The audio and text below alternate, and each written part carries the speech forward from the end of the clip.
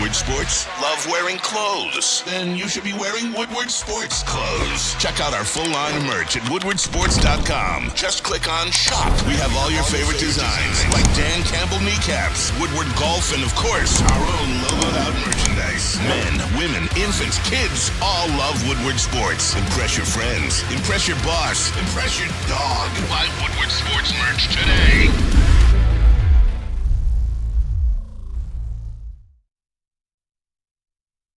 What up, though, Detroit? It's a new week. We here. We got to review this NFL draft. Welcome to Wake Up Woodward. We appreciate you guys for choosing to kick off the day with the Woo crew. Hey, we got 4 of our 5 here. As you guys know, Flannel Sam will be on Big D Energy today. We do have our elite booth. Detroit's number one draft pick, Mr. KG in the sound booth. And we got Mr. JBSMOOOOOV, Woodward Sports MVP in the TV booth. It's your boy, Brandon KG for Kool-Aid Pistons.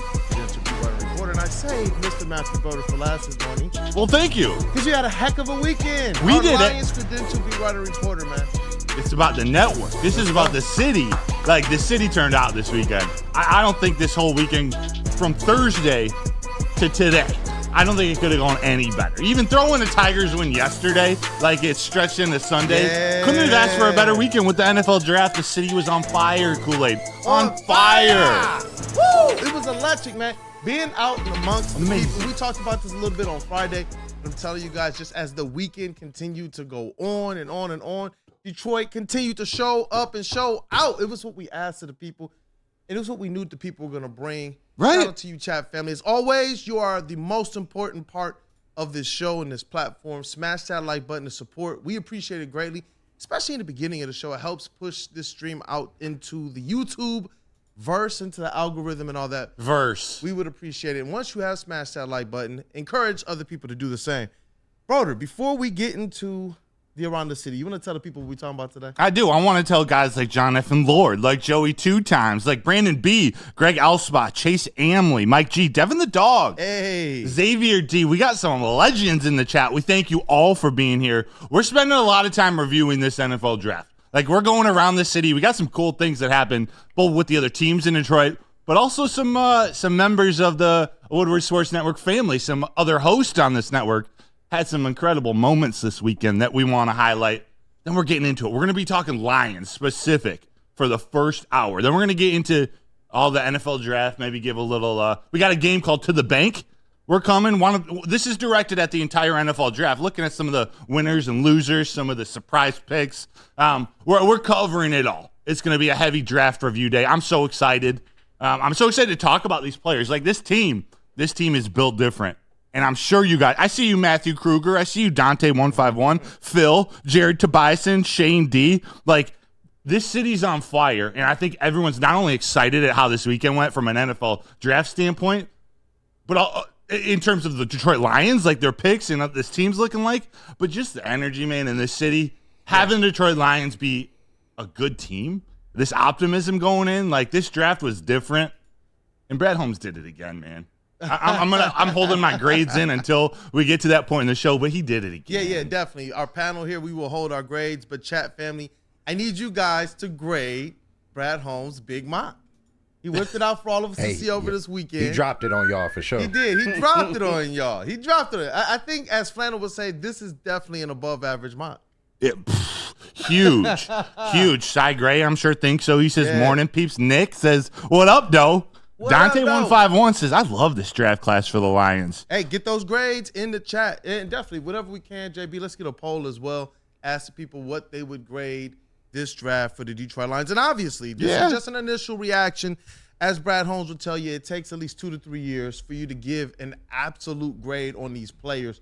Right now, especially with the way that he's drafted players traditionally, some of them, they step in right away, and they're those starters, they're those dogs. Some of them, though, like Broderick Martin and others, they're looking at a long-term plan for these people to be here and to be able to develop and to be those starters. And I saw a mix of that in this draft. You're talking about, like he said, I'm building for longevity, but we're also trying to make sure we take advantage of the current Super Bowl window. And it was really cool to see some names that he drafted that we covered on this show. A lot of people, people don't know how Brad Holmes is going to think. I don't think anyone perfectly does. But masterful job by our ball knowers on this show. We try to keep you guys We try to keep you guys up to date, man. I'm just saying.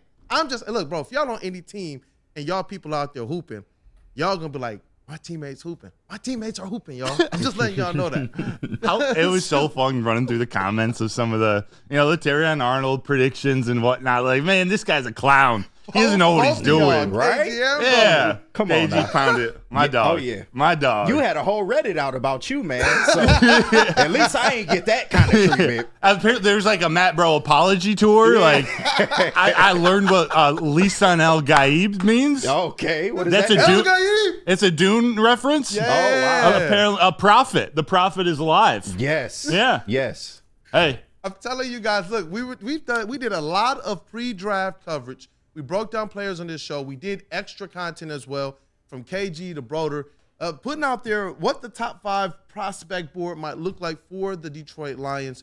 We covered people like Sione Vakai. Man, it's like to see how this thing just kind of broke down. It was like, wow. And I love how, like, there are so many pronunciations of the names of all the draft picks on this team. Yeah. Like, there are probably 10 different names I've heard of. What did you just say? Sione Vakai? Yeah. Like, I haven't heard that one yet, and I love it. I've heard Vaki. Yeah, Sione Yeah, I've heard Vaki, Vaki, yeah. Shone Vaki. Like, I've heard Shone. yeah. You got Giovanni Manu, Enes Rakestraw. We know Terrion Arnold, though. We know Terrion Arnold. And he wanted everyone to know he's a star. Man, I'm going to continue to say this. Just seeing how these players are coming here ecstatic about being Detroit Lions. It's different. Even Rakestraw the next day was like, bro, I ain't took off my hat yet either. Yeah. And they are ecstatic to be Detroit Lions. They're even more excited to play for these fans. You know what, KG? Let's put up that sign right quick, man. We gotta shout out the city. There's like Detroit, a turnout or something. Man. a turnout. I mean, that's probably putting it light. That's probably an understatement, even at that. 775,000 of y'all. Hey, and that was just the people that were in the event.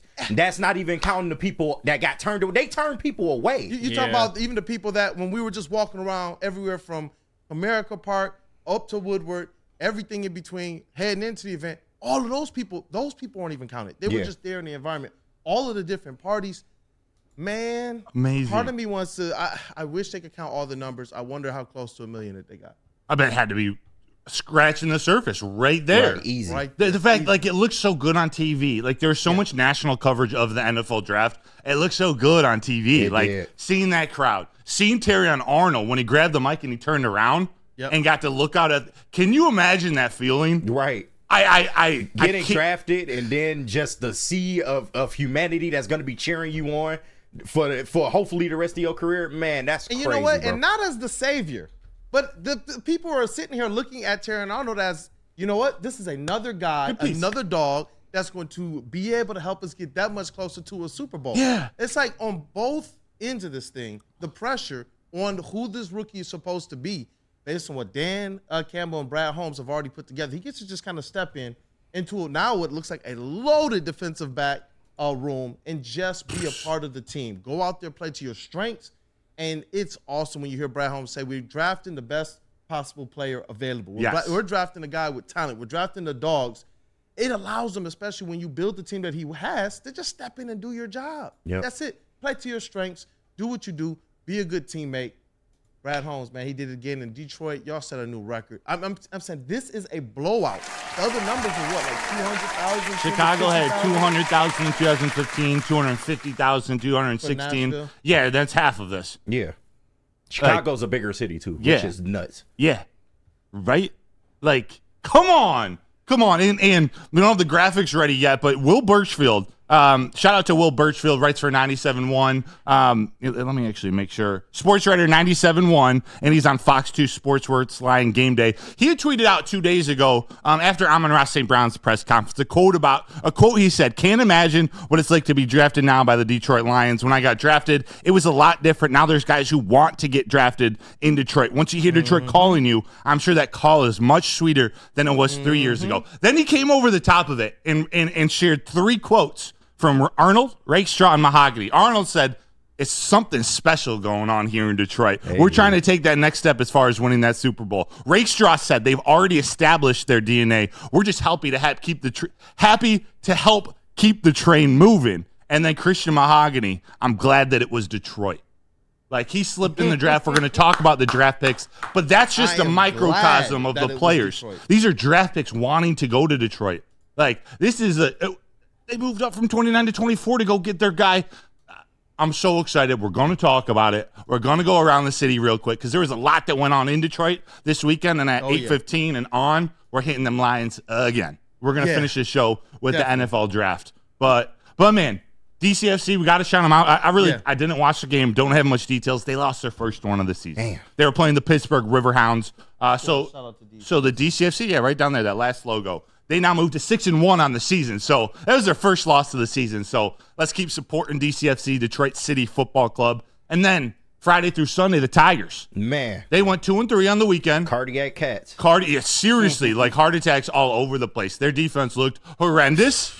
There were times where their offense also looked horrendous. That Saturday was horrible. Horrible. Fielding-wise was horrible. Right? Man. But 2 of the 3 games they managed. One was a comeback. One was just a dominant effort from you-know-who, Tarek Skubal, yesterday. So it was Friday. They lost 8-0 at home versus the Royals. That was an ugly game. Saturday was also ugly, but they came back to win 6-5. And then again yesterday, 4-1 win over the Kansas City Royals. So they moved to 16-12, Kool-Aid. They're now third. They're third. This is... No one expected the AL Central to have these kind of records at this point. You would think 16-1 would probably be in first place. Of course. They're in third, like a half game behind the Royals, 2 behind the Guardians. Yeah, and you know what? 3 straight series wins for your Detroit Tigers. 3 series wins in a row. Over teams, it was a little bit of a mixed bag, but ultimately, I am not going to scoff at 3 series wins, especially when 2 of them come against your own division. Right. Yeah. I'm not going to scoff at that at all. Like the Tigers, did anybody see this out of the AL Central, this type of start? I would have thought 16-12. We'd probably be looking at the Tigers tied for first, but instead they are just a few games outside of first behind the Cleveland Indians. Yeah. Nobody saw this, especially out of the Royals per se. The Guardians, they still have a few good pieces on their team, but I mean, for the Tigers to just be in the hunt is like great, man. And I hate to pop my shit a little bit, but I did guarantee that they would be 500 at the end of April, and look at what these Tigers are doing. I'll do it for you, bro. We a team. KG, I'm gonna pop the collar for KG. Thank you. Hold on. I'm telling y'all, we got some ball knowers on this show, man. I'm grateful to work with these guys, for real, because you guys have been saying it and stating it for a long time about the Tigers and about the Lions. But these Tigers, man, it's just good to see them compete and actually win games. Like last year's team, we would be like 10-22 right now, like something crazy. But this team, they're very resilient. They don't give up on themselves, even when the offense isn't going. I don't think the offensive drought will last with the way that they keep finding ways to win and keep playing. I'm so excited about this Tigers team, and hopefully they will be in the mix toward the end of the year. But good start. Yeah, right? Good start. Motor City Street Scene in the chat says these draft attendance numbers are crazy, considering all I heard last year was, I don't want to go to Detroit to get shot in regards to the draft. Great job, Detroit. Great shout out. Yes. Y'all hear that? Y'all hear that? They'll laugh. Y'all hear anything? I don't hear any bad news either. I don't. The weekend was a success. It was. Success. Hey, it was all good. It was positive vibes. You said it as well on Friday. We were out and about amongst the people as well. You were down at the draft. JB, all of us were in attendance. Flannel Sam, the diversity down there, the interaction between not just the Detroiters, but also the Detroiters and other fans from other areas. I'm telling you, this weekend overall was a success. Shout out as well. The Pistons had representatives in the city, and they met with NBA representatives about the potential of an all-star game coming to Detroit. Nice. How Beautiful. good did Detroit handle themselves? Wow. I thought they were trying to recruit Giovanni Manu. I thought they were trying to add him to that roster. Hey, you know what? Try him out in the Motor City Cruise as well. You know, Right? maybe not, man. 6'8", 350. Other teams go there and get those players. But by the way, before the we city did his thing, man. before we get to break, Greg Alspot, shout out to you. Super chat $1.99. Also Asylum $5 super chat. Good morning from LA, guys. Good morning. Hey, good morning from Detroit. Asylum, you're up early. Yeah, I see Dante 151 had one as well. I just realized that the Lions have two Canadian players on the team now. That is something different that this team never had before, and they could contribute. How about that? Shout out to you, Mike Herzog. It's one of my old teammates back in the day. I recognize that name. My dog. Shout out to you. Thanks for tuning in. Hey. We got a lot to cover today. There's 2 guys from the network that we want to highlight. We got to push it a little back because we're trying to get the video downloaded correctly. But bear with us. D-Mac and Braylon had themselves a weekend. They did. Oh, they did. They did. So I want to wait to show the video and the images to show just how special it was. And then we'll get back to it. But Kool-Aid, let's get to break so we can come back and we can dive into this NFL draft. Because, man, but we got a lot to work out today. A lot to work out. That's why you got to go to Planet Fitness. Because it's the home of the judgment-free zone, Kool-Aid, where anyone, and we mean anyone, can feel comfortable and work on their fitness goals. At Planet Fitness, you're going to experience a squeaky clean gym that has tons of equipment, a total body workout in just 30 minutes, and all memberships, they include fitness training. Go to Planet Fitness. You get all that for $10 a month. And if you want the amenities, the extra ones, the hydro massage bed, the tanning salon, all the good stuff, it's just $24.99. Like, that is a steal when it comes to gyms in the area. No matter where you are, there's a Planet Fitness close by. There's more than 50 in Metro Detroit, and thousands more throughout the world. Check them out, Planet Fitness, where your fitness is essential.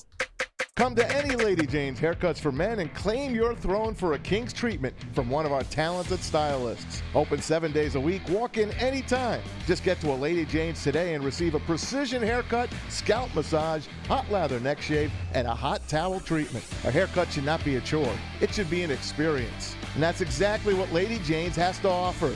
Open 7 days a week, walk-ins are always welcome. There's always a location near you. Lady Jane's Haircuts for Men, it's wicked awesome.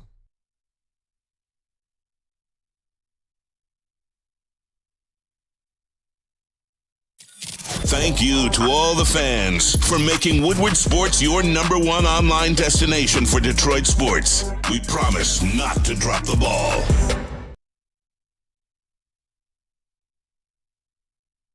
Where's the most convenient place to get that big fitness energy? It's Planet Fitness. Join today for just $1 down, $10 a month. With over 2,400 locations and equipment for every workout, you can get in, get energized, and get going. And with free fitness training and most clubs open 24 hours, everyone belongs in the judgment-free zone. So join today for $1 down, $10 a month, no commitment, cancel anytime.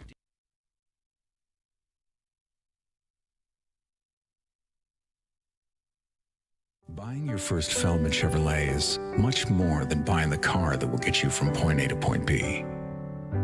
It's a place for first memories, some big, some small.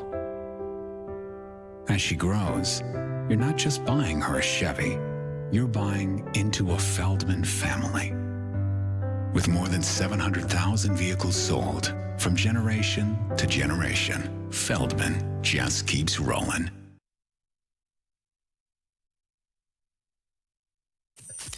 And with the first pick in the 2024 Media Draft, Detroit selects Woodward Sports. Thank you for making us the #1 digital network in Detroit. What happens, Kool-Aid, when you run a great business for over 50 years? You know what? Tell me. You expand, you offer more products to more people. That's exactly what Les Stanford did by adding Les Stanford Buick GMC. They still have the same great service that their customers have come to know and trust. So go check them out on Woodward Avenue, just south of 9 Mile Road. You can also check them out in Dearborn today or at LesStanford.com. That's Les Stanford Chevrolet. Together, let's drive. Let's drive right down Woodward. We appreciate you guys for choosing to kick off your post NFL draft review with the crew. That's Wake Up Woodward. You guys already know what it is. Chat family, as always, you are a very important part of this show. The most important. I'm telling you, we were racing to the studio to make sure we could go live and be on with y'all. Smash that like button to support. Once you have encouraged somebody else to do the same. You're funny. Go. What up? You're funny, dude. I love it. I love it. The energy is just outrageous in here. Woo! Mm-hmm. I'm excited. Get the chicken. Let's go. I was missing my Soroki's on Saturday. I was like craving that all weekend. Wait. Them Oh, chicken no, you tenders weren't there are on Thursday. You guys got Soroki's down Bro, at? it was a spread. Yeah, man. Them chicken was a tenders spread. was so good, bro. It was a spread. Oh, my God. It was dope. Thank you. It was dope. Thank you. Shout out to Premier Pet Supply. Sorry for rubbing that in. Sorry, bro. No, that's okay. That's okay. I'm going to try it soon. I'm going to get some of that soon. But, man, that NFL draft.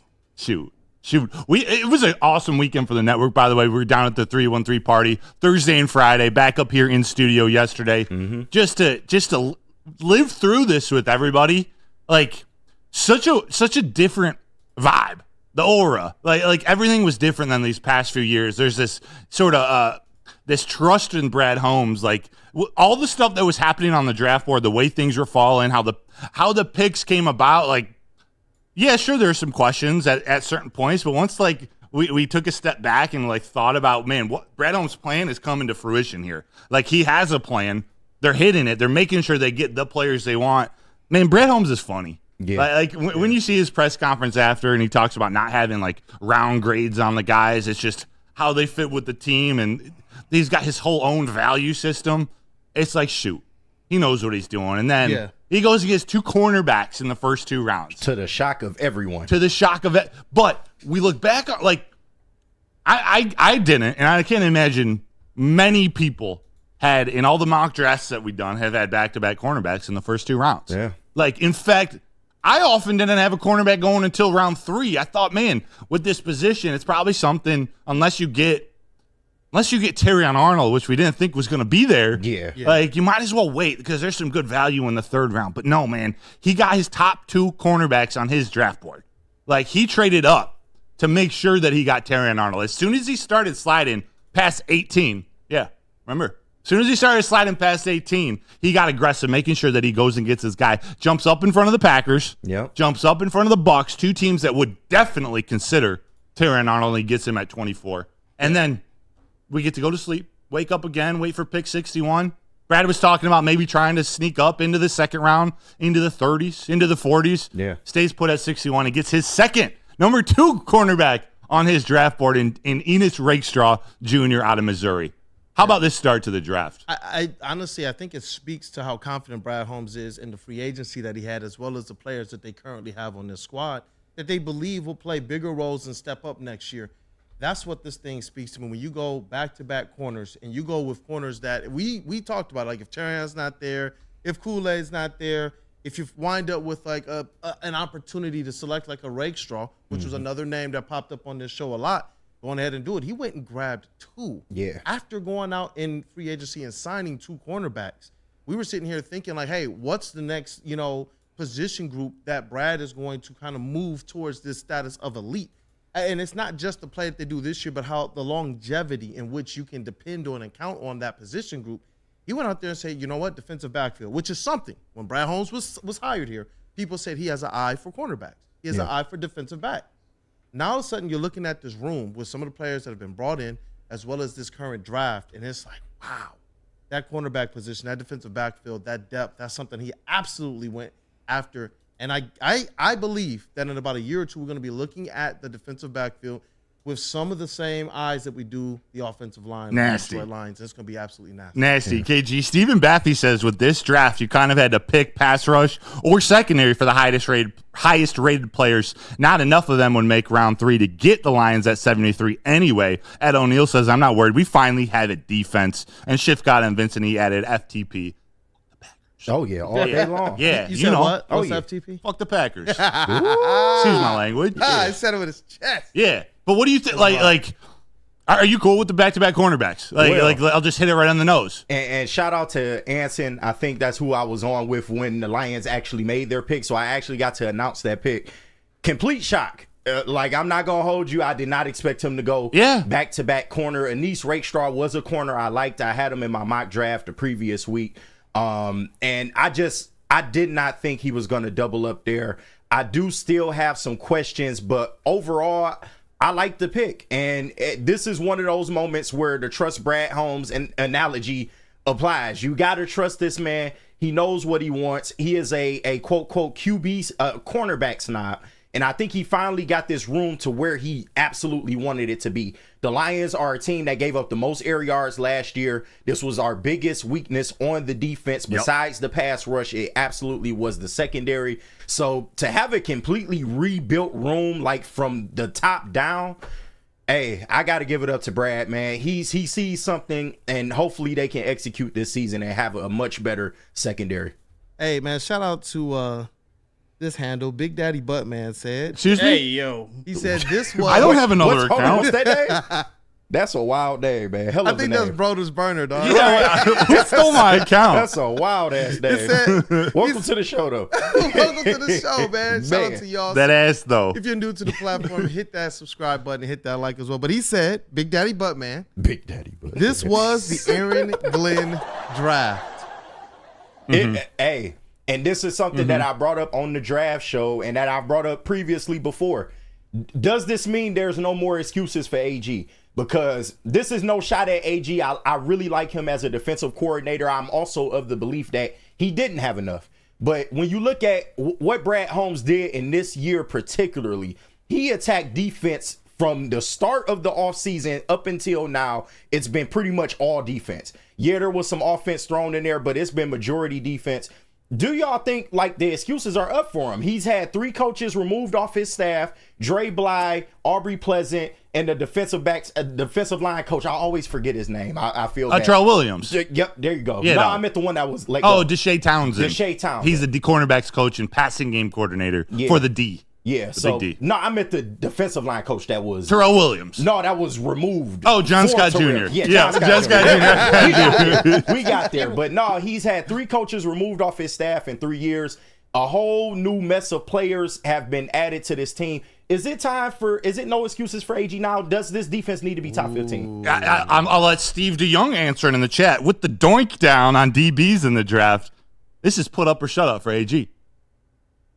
Hey, it is too. Got to upgrade. Yeah. The defensive backfield got to upgrade. It's By virtue, the linebackers should be that much better now. Thank you. Yeah. Yes, like everyone's helped out by this draft. It was either, and I tweeted out something that started to kind of blow up actually. Like Brad Holmes was thinking that instead of getting an edge rusher, he went for 2 cornerbacks. Like he addressed the cornerback needs, the secondary needs, and that will help the line. Like he didn't get whatever edge rusher may have been at the top of his board wasn't there, or he valued the 2 cornerbacks ahead. But to be able to pull off a move like that, you got to be ultra certain that your cornerback room, that your DB room under Aaron Glenn, under Deshae Townsend is ready to compete. Like it's a position that has a lot of egos in it. Yeah, but when you think about Carlton Davis and you think about Amik Robertson and the type of players and competitors they are, like they were tweeting out stuff of their own, being so jacked up for these picks and being ready for this competition. Brad Holmes, JB, in his press conference was talking about that. Like the jobs aren't just falling into Terran Arnold and Enos Rakestraw's laps. They still got to earn it. They got players like Carlton Davis, Amik Robinson, Emmanuel Mosley, who are already have shown they can be starters in the NFL. Listen to this press conference, this clip of Brad Holmes explaining after the Arnold and Rakestraw pick. A lot of these guys, where we're at as a roster, man, if they win a spot and play, then they play. If they don't, they don't. Like, I don't, you look at the corners, like, yeah, we really like these corners.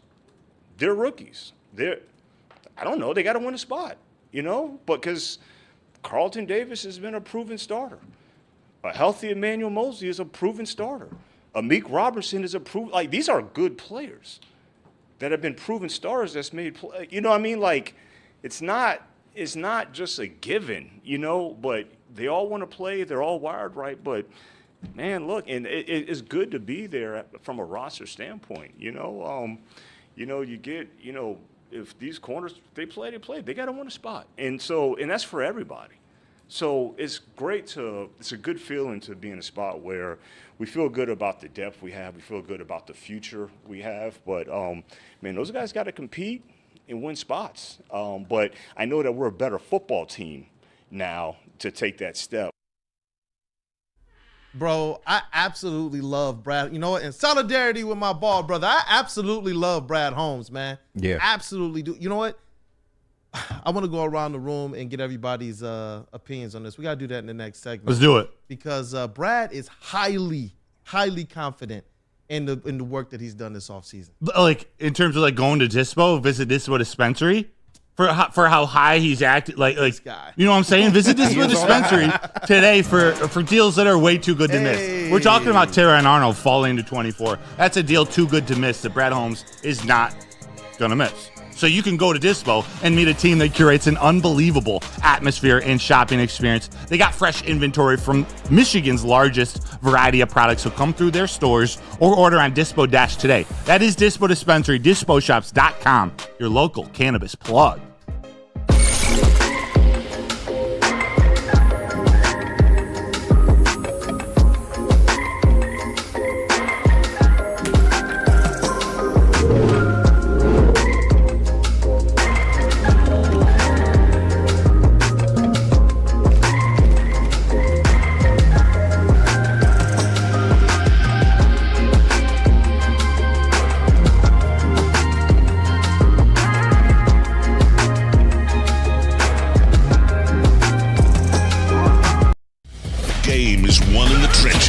And our big fellas don't mess around. The Woodward Heavyweights on Woodward Sports.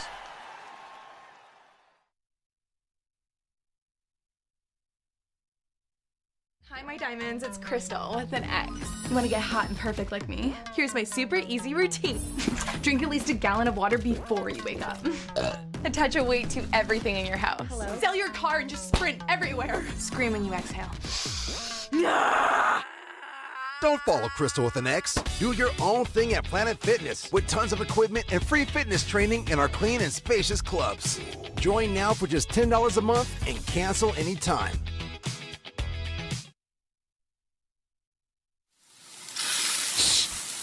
You smell that? That's Brad Holmes cooking. And the off-season smells good. Woodward Sports. When it comes to chicken sandwiches, I have got the sleeper like Christian Mahogany fall into the 6th round. Are you kidding me? It's the Shake Shack Chicken Shack sandwich. You can try the Chicken Shack sandwich for free with the $10 purchase, that is. So grab a shake, grab some crinkle fries, and your Chicken Shack sandwich will be free. Just use the code Woodward. Woodward! In person, online, or download the Shake Shack app today. Promotions are available in all 7 Michigan Metro Detroit locations, and this ends May 1st. So go get your chicken sandwich these next 2 days. Get your chicken. Hey, y'all know what it is. Break it down, Brad. Do that strut.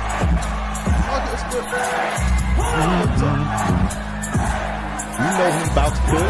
Y'all know he about to cook. Y'all know he about to cook. Now shit. Hey. That's hot.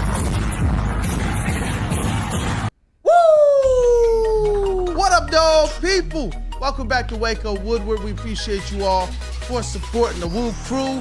It is your morning show on the Woodward Sports Network. It's your boy Brandon, aka Detroit Kool-Aid, your credentialed Detroit Pistons beat writer and reporter. You got Mr. Matthew Broder as well, Lions and Tigers credentialed beat writer and reporter.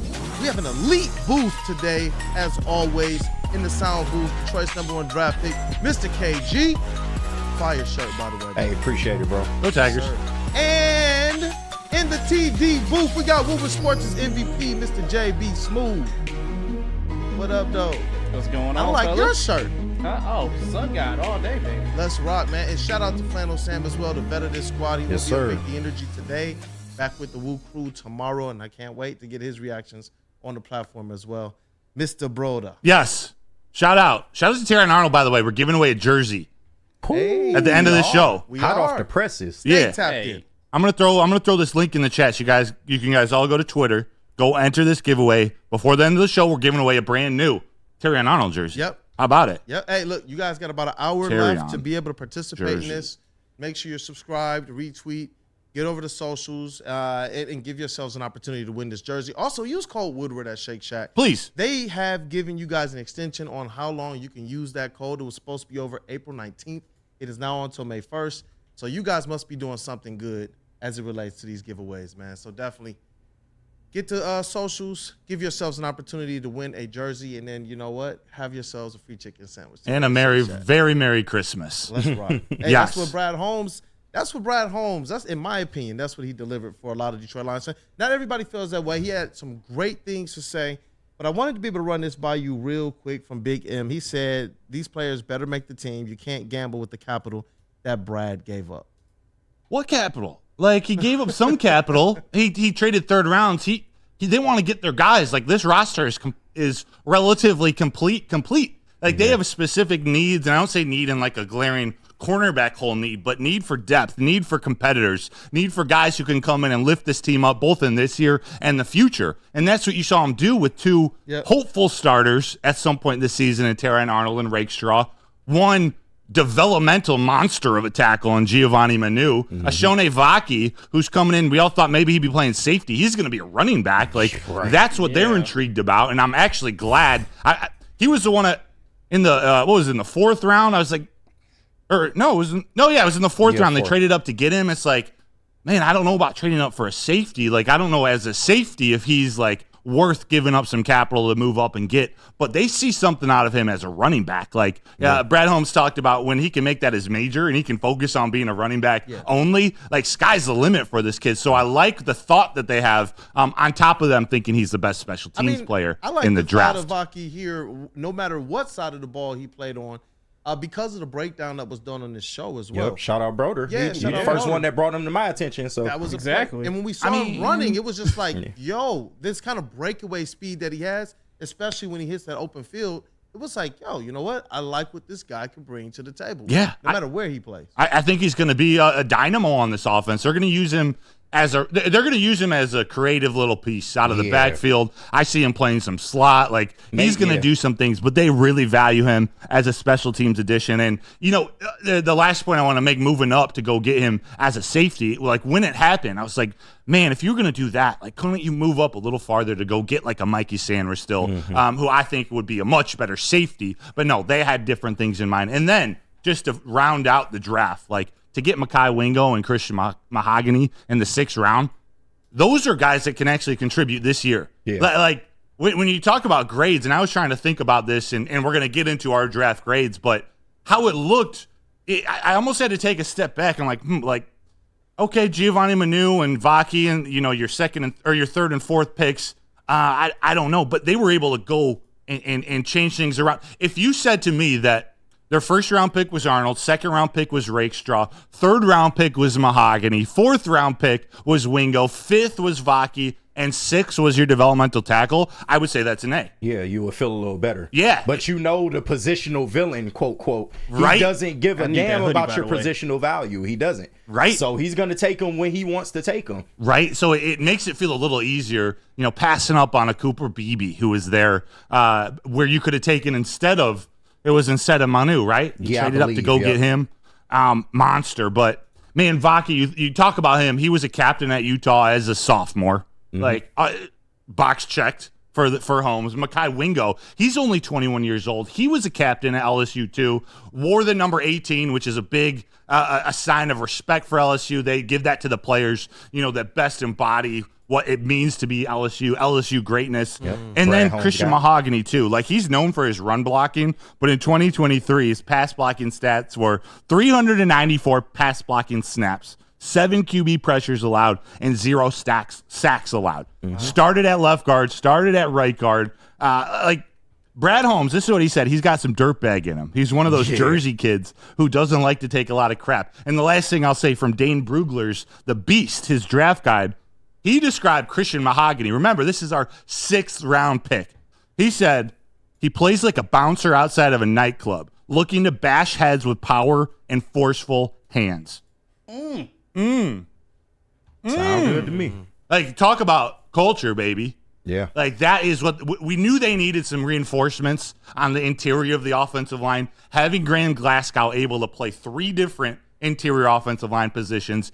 Mahogany can play 2 of them. I'm sure he could probably play center too. What the heck? But Graham Glasgow can play backup center for Frank Ragnow. Yep. You got Mahogany and Yodi and all Sorsdale who can back up at guard. You got Mahogany and Manu, who can learn from Zeitler, who can learn from Penei Sewell, who's going to be here for another 4 years. Learn from Decker. Like, Brad Holmes hit this draft so on the money in terms of what they needed this year to compete in that cornerback room. Yep. And the depth and the development for the future. You can see, now that it's all said and done, you can see what his thoughts were. Like, financially, the trades to go up and get them. It all is starting to make sense, and it's going to be a very fun team to watch in 2024. We're talking about depth? You're worried about depth?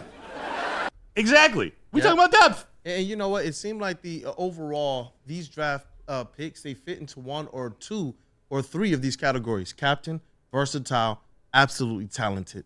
To see Brad Holmes go out there and call his shot and say, you know what, we're going into the free agency to fill our positional needs. We're going to go into the draft to just go get the guys that fit our system, the guys that fit kind of what we speak, what we say, what these guys showed on the field as it relates to film. We can use a player of talent anywhere on this roster. Yes. Those are the things that Brad Holmes spoke about. And to see him kind of go in there and stick to his guns as it relates to what he's going to do, this guy is very sure, highly confident, like we said before we went to break. And when you see your general manager, not just that confidence, but you pair it up with the success that he's already had over the last 3 seasons, I do believe that we as pundits, as fans, as observers, should honestly take the approach that Brad Holmes said. Before we even give this kind of, oh, man, what is he doing there? Let this stuff play itself out. We did this last year with the draft. Yeah. Let this stuff play itself out. Because I can tell you this. When Brad Holmes says we got some dogs, I believe him. Woof. I believe him. I believe him. I absolutely do. Some lone wolves. You know, and to see these players go and continue to really take on this persona, like you saw what, who was it, Amik Robertson? Yeah. Get right online and start saying, yo, we a bunch of wolves. Woof. That's what I'm saying. I absolutely love this. To see how excited the cornerbacks that were here, that were just signed, Yeah. they're ecstatic about getting Rakestraw and getting Terrion Arnold into this room. I absolutely love where this team is headed, man. Yeah, Rando Small says it's the girth that matters. The girth. Ransom says drafting depth and competition. You don't want people getting comfortable being where they are. Work, hard work, or earn your spot. And I got to answer Mike G. He says, Broder, Kool-Aid, tell us something good about Wingo. Okay, I will. How about this? Wingo battled a late season lower body injury. It ended up, or it was supposed to end his season. Instead of him ending his own season and getting ready, getting healthy for the NFL draft, he decided to work tirelessly to rehab and get to LSU's last bowl game. Like he said, I'm a captain of this team, and I feel like I owed it to these guys. That's what's up. So that's just like his personality. On the field, he's explosive. Like the lower body injury is probably what passed him or what had him drop a little bit. But he's an explosive defensive tackle who can even play some edge. Like Brad Holmes loves his rush ability, and at 21 years old, he's young. Like he still has room to grow. So you're talking about him being able to come in and spell DJ Reader, spell Ali McNeil, learn from Terrell Williams, which many regard as the best defensive line coach in the league. That's incredible. KG, before I come to you, JB, could you throw up the reaction? I posed this question to people on Twitter. Hey, what are your thoughts of the Detroit Lions NFL draft? It was a fill in the blank, put it on. And here are some of the reactions from around Twitter. We got it, this guy, everything I want is Sam Laporta's bulge hopping in. He says bulge army. We got Bill Thomas and accumulation of dogs. The yak pop. That's Chef Talks Lions about that action, boss. We see all different kinds of reactions. A's, A+, masterclass. Solid. They addressed concerns and made sound picks. Brent Kreider said A++. Like, there are guys who are guys and girls who are, reacting to this team, giving their take. It's primarily optimism. It's a lot of good grades. Even the ones that are, B's, B minuses, or not as happy, like there's still a little bit of optimism usually hidden in those tweets. So shout out to all you fans for reacting, for sharing your thoughts. It seems like there's a majority of it are happy. Yeah. You happy, KG? I am happy, and I don't want the fans to get misconstrued with what I'm about to say here, but if I were to give it a grade, I would give it a B+, with the potential to be an A down the line. Now, I do have questions. Brad Holmes, I trust the guy. I know he knows what he's doing, but like somebody said in the chat, I don't blindly trust anyone. I have a feeling that Brad knows how to attack this team. And I think it's the truth, but I do have questions. Enice Rakestraw, I don't know where exactly he's going to fit with all the additions that were made in the cornerback room. But of course, the Terrion Arnold pick was great. Manu, he's a little raw. He has a lot of size. Wingo, he's undersized. He's 6 foot 280. I know you said he has a lot of explosiveness, but also, I do have questions about his size and, if he can handle that NFL lifestyle. But overall, positional value was there from the standpoint of, like you said, he attacked all the positions he needed to attack in order for us to compete this year. Yes. So I think that in itself speaks volumes. I like a lot of these players, and I look forward to their growth. Give me a B+. Yeah. you just filled in your blank in the next segment for one of the first questions. So we know KG's got a B+. What this draft tells you about, well, for me first, so I think an edge rusher is now primed for like, a trade deadline acquisition. If that's something Brad Holmes wants to do in the future, he obviously prioritized cornerback in the secondary in this draft, which will help out the pass rush. So I'm cool with that. But what this draft tells me, they believe in James Houston a lot more, both as the third down back to, I should flip this. They believe that Marcus Davenport is going to be healthy, probably more than all of us do. Like, they're relying on him to be healthy, be at least your first and second down back. And then there is faith in James Houston being that third down pass rusher. Maybe his role expands, or even the reliability, or they think he can be a reliable backup to DJ Reader. They also believe that Donovan Peoples-Jones is now Josh Reynolds. Yeah. Like, they hit Isaiah Williams out of Illinois. I love that undrafted free agent signing. We're going to talk about him, if not later today, tomorrow or Wednesday. A great addition, but this tells you Jared Goff is comfortable with Donovan Peoples-Jones operating this role, because we didn't see a wide receiver draft. We did not. We didn't see a move up to get, a Xavier Legette, a Keon Coleman, a Ladd McConkey.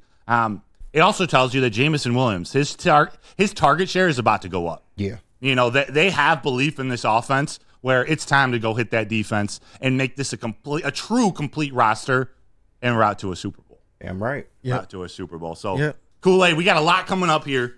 We're going to play fill in the blank. We're going to break down some more of these players. Yes, we're going to talk all NFL. We're going to talk, the winners and losers of the draft. But there's going to be a lot of great analysis done on all the shows today. All of them, man. Like I said, thank you guys for kicking it with the Wake Up Woodward crew this morning. We appreciate you guys. Definitely go ahead and smash that like button. And once you have, encourage somebody else to do the same. Let's have this thing zoom over 200, maybe even 300 likes today. And once you're done with the Wake Up Woodward crew, right after us is Big D Energy, hosted by four-time Stanley Cup champion and the Guardian of Detroit, that is Darren McCarty, alongside his co-host Neil Rule on Big D Energy from 11 to 1. After that, you got Braylon Edwards, University of Michigan great, former New York Jet. He actually got to call up the New York Jets draft pick this weekend. Shout out to him. Ryan Ermanni, one of our Detroit media icons, as well as Tom Mazaway, the lovable Tom Mazaway, radio legend as well. Ermanni and Edwards, that's from 2 to 4 p.m. And after that, end your day with the heavyweights, the big fellas. You guys already know they're bringing you some of the best interviews, breakdowns, and of course, you can't forget the laughs with the heavies. Thank you guys for making Woodward Sports your #1 digital sports network. We appreciate you all. What's good, man? How you doing? What you got for me today? Let's have a look, man. I see the one I want right there. That's the one I'm looking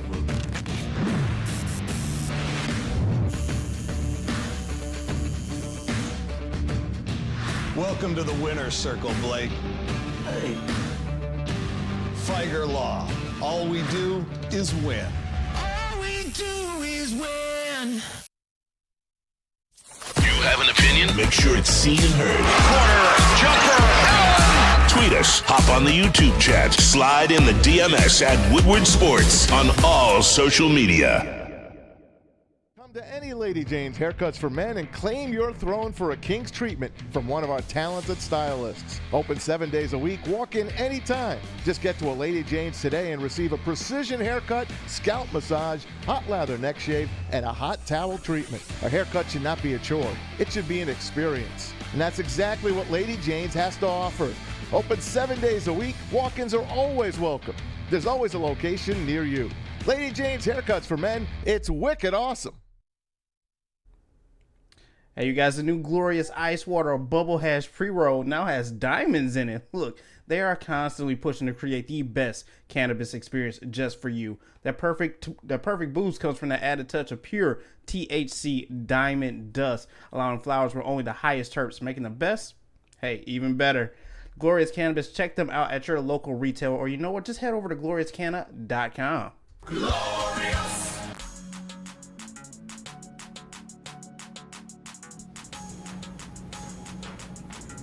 Hey, Terry, it's Brad Holmes, GM of Detroit Lions. How you doing, man? You ready to be alive? Ready to see your boy BB again?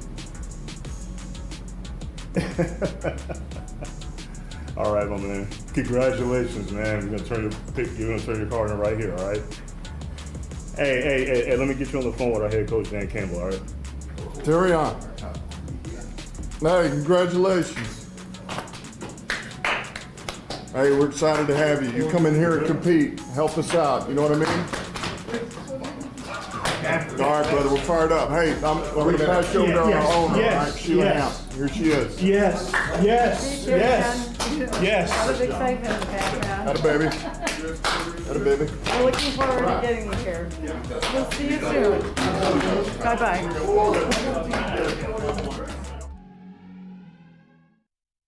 Boom. What up, dog? That's the fastest 15 seconds of all time. I swear.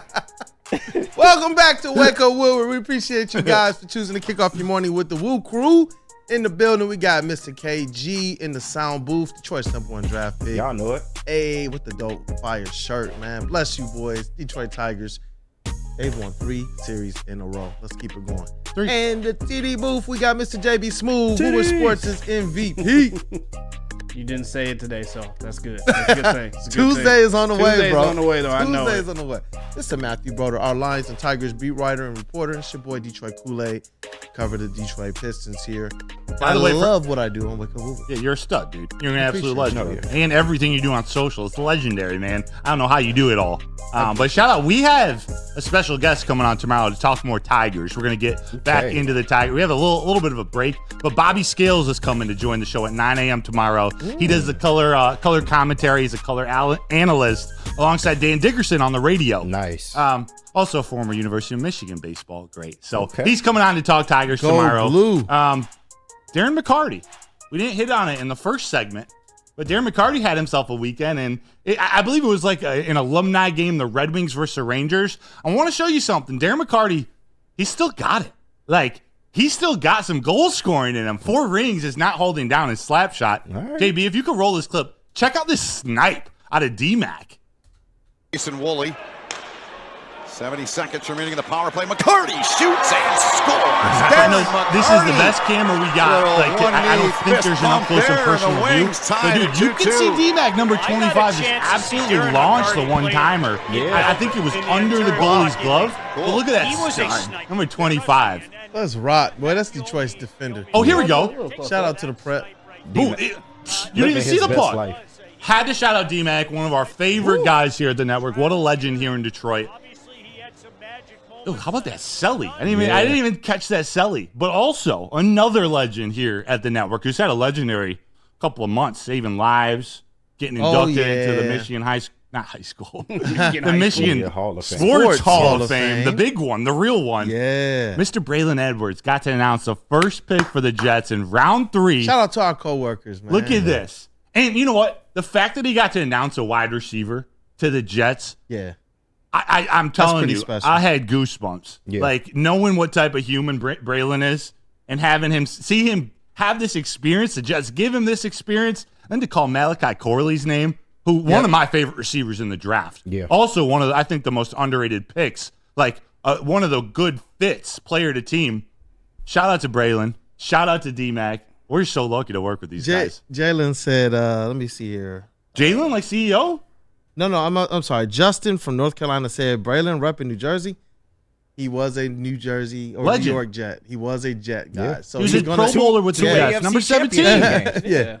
The Lions are his new. He's a relatively recent fan. He grew up in Detroit and loves the Lions, but the Jets are his team. Like, and I understand.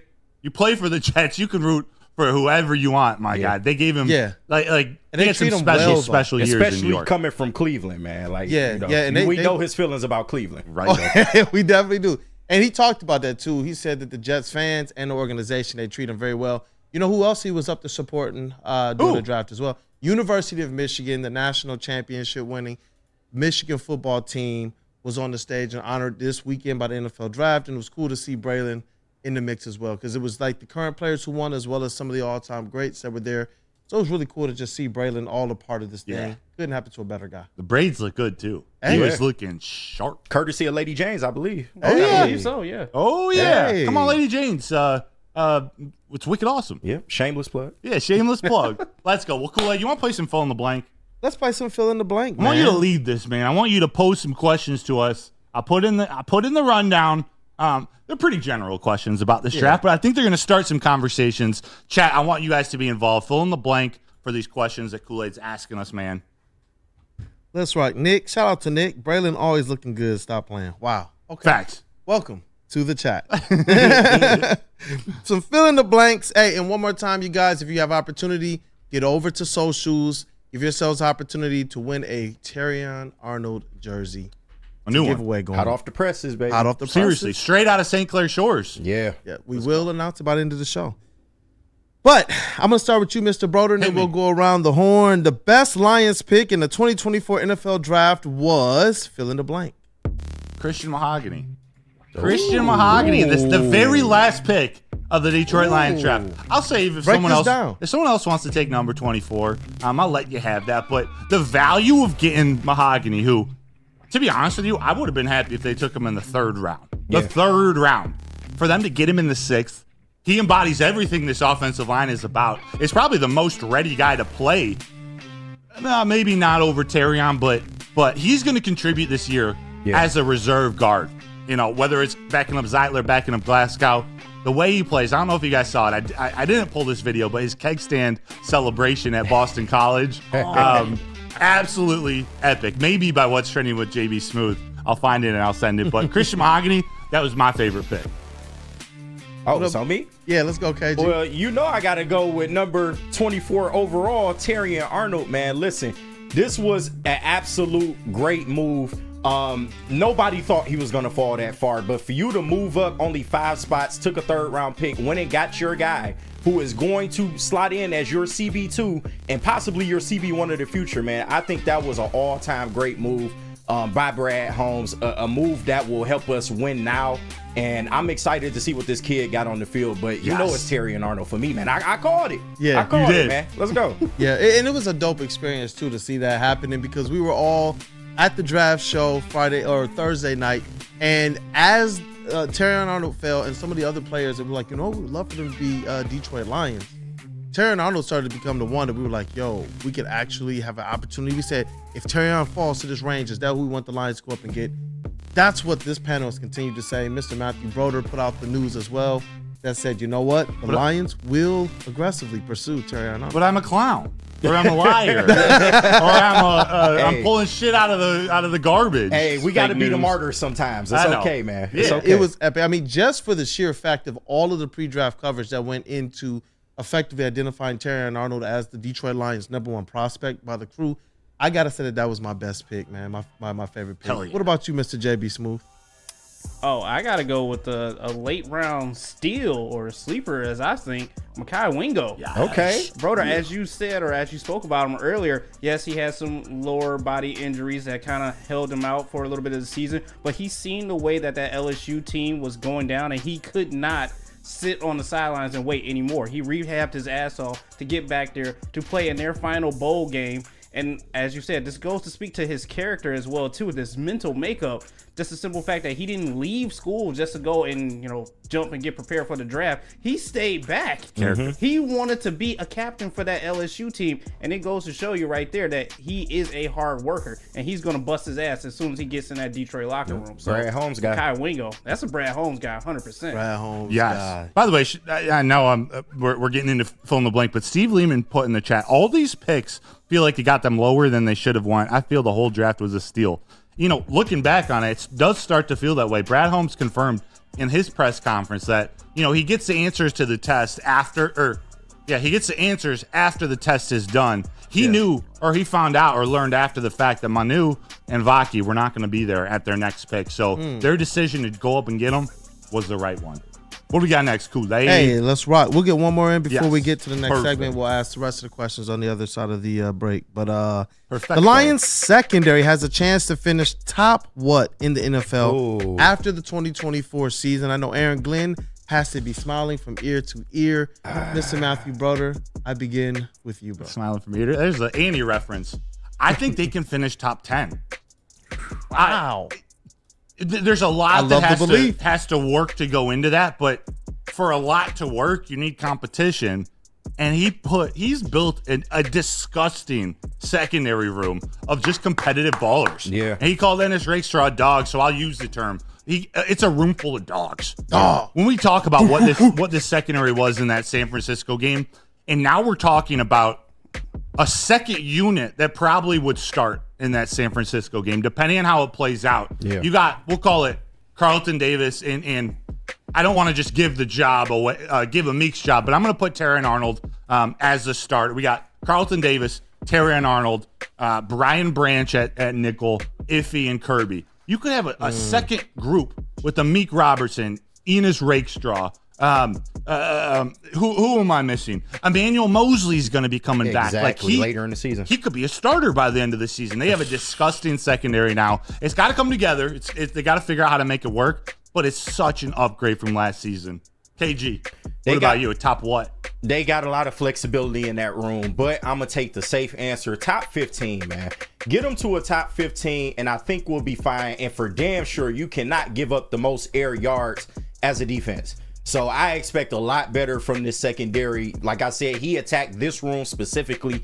It is a room that he has claimed to be a snob over. So I expect this room to definitely improve. But give me top 15. If they can get to top 15, Lions are in the Super Bowl. Point blank period. Point blank period. Mr. JB Smooth, it is on you. The Detroit Lions will have a top what secondary room in 2024? I'm going above and beyond. Give me top 5. Ooh. Give me top 5 on Stop this. it. Look, Let's they started go. the draft off. They went with their cornerback. They knew the areas that they needed to improve on. And as KG said, those air yards was definitely one of them. Now, it's not sitting here saying that both Terrion Arnold and Rakestraw will be out there on the field starting, but you still have Amik and Carlton Davis. But at the same time, you got these young athletic players who are full of energy, and iron sharpens iron. They are going to compete wholeheartedly throughout this training camp season, and you're going to see that this whole secondary has improved tremendously. I'm telling you right now, Aaron Glenn is licking his chops right now. That's all I can say. Ed O'Neill said top 15. Dabba Tress top 15. Mike G, Holmes screwed the pack again by taking Terrion Arnold. Detroit Arrow top 10. Mythos top 5. Terry top 10. Stick Radio, he said, shout out Stick. Shout out. If the D-line takes a step forward, top 8. Man, you talk about the combination between what they did in free agency and the help that this provided the secondary before they went into the draft, and you added a couple more dogs. Whew, it's gonna be epic, man. I want to be able to get into these next two fill in the blanks on the other side of the break. But first, we got to talk to you guys about a defense that I know will make Aaron Glenn ecstatic, and that is Guardian Alarm. They offer you customized solutions from real experts. Our professional technicians, they take the time to recommend security and automation solutions specific to your needs. It is 24/7 professional monitoring. Call us anytime, day or night, and know that a Guardian team member will stay on the phone with you as long as needed. It is technology backed by people. Your safety and security, it deserves technology that's been proven to work and people who've been proven to care. Call 1-800-STAY-OUT. Once again, that number is 1-800-STAY-OUT. Stop searching for a vehicle and start finding one. Les Stanford Chevrolet Cadillac makes it easy. We harness the power of multiple dealerships and own the biggest selection of GM brands in the area to get you the car you need. With the Les Stanford Group, you'll have access to 4 different dealerships, providing you with more makes, more models, and more choices. We're connected to more than 1,000 vehicles, and with so many high-quality CPO vehicles available, you'll find new car quality at pre-owned prices. You can start and end your search at lesstanford.com today. You have an opinion? Make sure it's seen and heard. Corner, jumper. Tweet us, hop on the YouTube chat, slide in the DMS at Woodward Sports on all social media. At work and at home, we're there with smarter security solutions. Featuring complete automation with customized alerts and more. For over 90 years, we've been the company that's been counted on to protect what matters most, all with personalized service and care.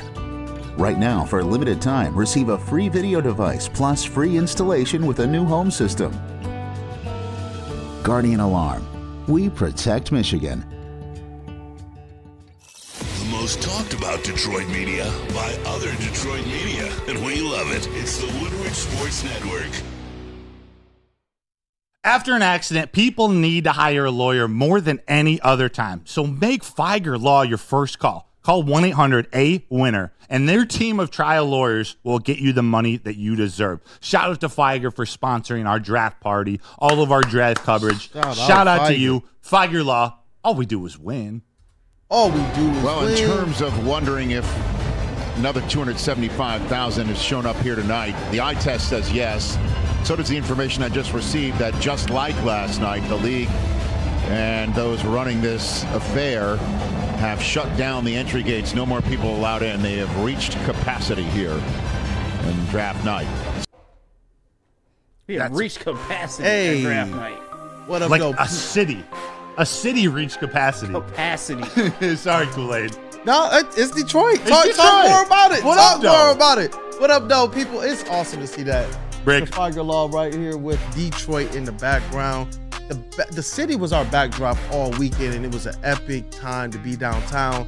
The people were on fire. The fans from others from out of town said that they absolutely love Detroit. They said that they will be back. It was just more of what we heard at the Sweet 16 and the Elite 8 that was held at Little Caesars Arena here in Detroit, Michigan. But on so much more of a bigger scale, man. Almost 1 million people, 750,000 people that were officially counted at the draft party. Well done, Detroit. I love it. You can be so proud of it. Like the last couple of events we had, it just in the city over the last couple decades, it wasn't the right time. It was just bad timing with everything. Talking about the Super Bowl, the city was just not in the same place. There was just not the same vibe. You got coronavirus. When was the last thing? Just to have it all come together like this, so special. It was so awesome. special. It was awesome. We showed what we can do on a big stage, and I do believe that it's going to pay dividends for Detroit as a sports town in general, being able to get more of these types of sporting Like events. you said, NBA All-Star game, NHL All-Star game. Yep. This is the beginning. Maybe another Super Bowl loading. Yeah. You know what? I mean, we're ready for it. Oh, absolutely. Yeah. How sick would it be if they do that and the Lions are playing in it? Stop it. Stop it. I'm thinking Super Bowl. I hope you all are thinking Super Bowl. Bro, I'll drink the Kool-Aid to that one. Yeah. I'll drink the Kool-Aid Spike to it. that one. Spike it? Yeah. I like that. Yeah. I like that. Spike Kool-Aid. Look, we got chat family. As always, you guys are the most important part of this show and the platform. We appreciate you guys and your support this morning. Smash that like button once you have encouraged other people to do the same. Let's get this thing to as high as we can get. Let's run through 200. Let's zoom towards 300. You guys have been great, and we appreciate you, but we got another fill in the blank that I have to ask you all. We actually have two. One of them is the grades. I'm going to save that one for probably the end of the show. Yeah, so we can just walk off into the sunset giving our grade. Definitely. But I do have one that I need to ask you all about right now. And chat, get ready to answer as well. We will read off the best ones. Blank is the Lions draft pick that will make the biggest surprise contribution in 2024. Which drafted player will have the surprise contribution of this next season? You know, Kool-Aid, I was prepared to answer this question and say Mekhi Wingo. Yeah. Because I think he is going to contribute. But after thinking about it a lot yesterday, it's Shone Vaki out of Utah. And he probably, after he was picked, he probably would have been one of my last choices, besides Manu, who we know is developmental. But what I think they're going to be able to do with him on offense and special teams, like to see Brad Holmes' eyes light up talking about him being the best special teams player in the draft, him being able to impact special teams, especially with these new rules on all four levels, on punt return, punt coverage, kickoff and kick return, kickoff coverage and kick return. Like, I think Vaki is going to contribute there consistently, and he's going to make some plays on off. They see something in him where they're going to unlock something special. Like Scotty Montgomery and Ben Johnson are going to do some things. So I'm going Shone Vaki. Vaki, what about you? I got to steal yours. It's Shone Vaki. And listen, you don't draft a utility player in the fourth round unless you plan on him making an impact this year. So I'm looking forward to what he can do. He'll be playing spot duty, of course, on special teams, but he'll be playing spot duty on defense. We will see him at running back, which is, on his top 30 visit, he spent more time with the offensive coaches than the defensive coaches. So they got something cooking there, man. Oh, yeah. But and maybe he even gets better in the safety room. So, but yeah, Shone Vaki is somebody I think will surprise some people going into this year. Definitely. Man, what a pick by Brad Holmes as well. It's like when you look at kind of the versatility that these guys have, it's going to be awesome to see what they do with Vaki this year. I'm glad that you covered him, man. Football guy. Yeah, that was epic. JB, what about you, brother? Which drafted player do you believe is going to have the surprise contribution of 2024? I'm going out the box with this one, and I'm really rooting for this guy. Sorry, I'm going to probably butcher his last name, but Giovanni Manu? Did I get it correct? All right. AKA Baby Shaq.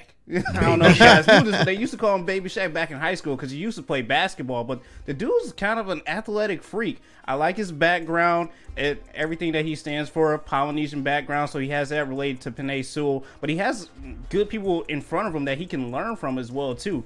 So I'm just rooting for this guy. Like I said, the background story, him coming over here when he was 11 years old for a better life, better opportunity. He latched on to football and, has kind of been thriving ever since then. So this is a guy that I'm rooting for to make a huge contribution for the Lions. So Giovanni, my guy.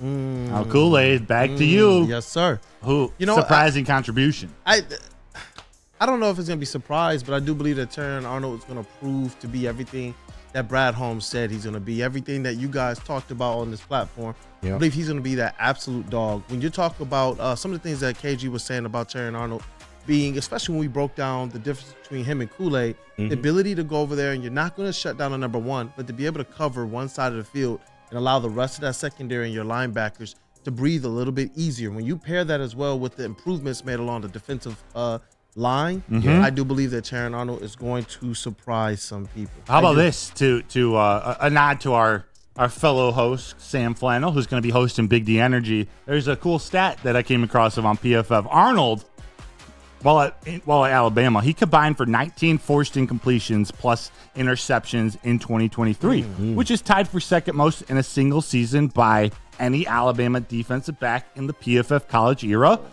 behind Minkah Fitzpatrick. Nice. That's good company to be in. Absolutely. That's good company to be in. We all know Terran Arnold still has room to grow. He does. As good as he is, and as number one on Brad Holmes' draft board as he was, he's still got room to get better. That's the exciting part. You know what? There's a lot of Vaki love from the chat, man. Vaki love. Vincent E, Vaki, Big M, Wingo. Let's see here. Randall Smalls, Wingo. Shift Guy, Vaki. Vincent E, let's go, brother. Vaki. Big M says Arnold will be Defensive Rookie of the Year. Ooh. I like Giovanni's new nickname. Giovanni, I'm the Juggernaut, bitch. And I'm Chili Damon. My God. I'm gonna start calling Enos Rex Straw. I'm gonna just call him Straw. Straw. Strike that, Ooh, Straw. I like That's that. right. Better than Enos. I mean, no offense. Shoot. No offense. Come on, brother. He's never going to talk to me in the locker room. Right. Remember Curtis Enos out of Michigan State? Shout out. Mike Reed said Vaki. We'll just keep going on. What? Just who's gonna have the biggest surprise contribution? Vaki, yes. Vaki. Well, yeah, the chat seems to be overwhelmingly in Vaki's favor. Hey, Steve Wild. Steelers met with Cam Sutton last week. Laugh out loud, they might bring him back. Wow. Ooh, boy. What he did wasn't life damaging. So I mean, true. Yeah, I mean, true. it's a misdemeanor now. What a jacked up situation. But maybe he wanted out of Detroit. Which would be that's idiotic. the only thing I could think of. The dumbest shit I've ever heard. Because why would he go on the run? It just don't make sense. I don't know, man. He was like, "Oh, the Lions, they don't like dudes with character issues. All right, let's set this up." Yeah, I just don't get it. But continue. I don't get it either. But him leaving probably paved the way to get both these cornerbacks. Absolutely. Thank you, Cam. If not Terran Arnold alone, both of them. Without Cam Sutton, this is not possible. So yes, absolutely. Yeah, and when you look at the defensive room from last year versus this year, it was Cam Sutton is gone. Obviously, Emmanuel Mosley, and in the secondary room in general, had the injury. You don't know how much you are able to depend on him this year. GJ is gone. Jerry Jacobs, another guy that's kind of been here for a few years, he's now gone. Kendall Vildor, you can pretty much chop up his gone. Well, he's in the spot where he should be. No offense to Kendall Vildor. No offense. He needs to be that fifth cornerback that he's probably going to bounce back and forth from the practice squad to fit. He has experience in this defense. He has experience with the Shea Townsend, but he's not supposed to be a starter. Yeah. Let's just be real about it. Great dude, hard worker, a perfect depth piece, but not on the field against the 49ers in the NFC Championship game. I'm sorry. Vildor, Baez, and Wiseman walk into a bar. What are you doing, KG? Man, walking the hell out. What did you say walking out? Hell out, man. I went to the wrong bar. Oh, my goodness. You know what? We need to get into breaking down and reviewing the NFL draft in total. And I want to ask you guys before we get into this next segment, what NFL team had the best draft? We do have a poll up in the chat right now. Man, it's close. It is close. The Rams, the Steelers, and the Bears, they're close, but other is taking the cake right now. I can't wait to hear what you guys are all talking about. There have been some good drafts. Who I have as my number one team, I thought separated themselves from the group. I think they're alone, but we'll see. Hey, we'll see. Let's talk about it, man. Let's poke some holes in it like Swiss cheese. Hey, you know what, man? With the first pick in the 2024 draft, Detroit picks the Swiss Insurance Group. Woodward Sports and Detroit's top pick for your insurance needs. Keep your current provider honest and price out Swiss today. Visit them online at www.swissins.com or call Mark at 313-530-1698. Again, word to Flannel, 313-530-1698. And tell them Woodward Sports sent you. Where's the most convenient place to get that big fitness energy? It's Planet Fitness. Join today for just $1 down, $10 a month. With over 2,400 locations and equipment for every workout, you can get in, get energized, and get going. And with free fitness training and most clubs open 24 hours, everyone belongs in the judgment-free zone. So join today for $1 down, $10 a month, no commitment, cancel anytime. Congratulations to the real Coach of the Year, Motor City Dan Campbell. Just put your head down and go to work. It's about to be fun, man. It's about to be fun. Woodward Sports. Braylon Edwards here, Premier Pet Supply. Man, just looking around, who's got it better than pets?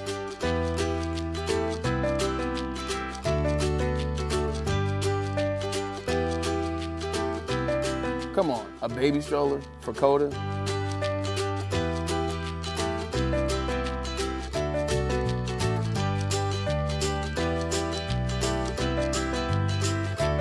A chef for Lola, really?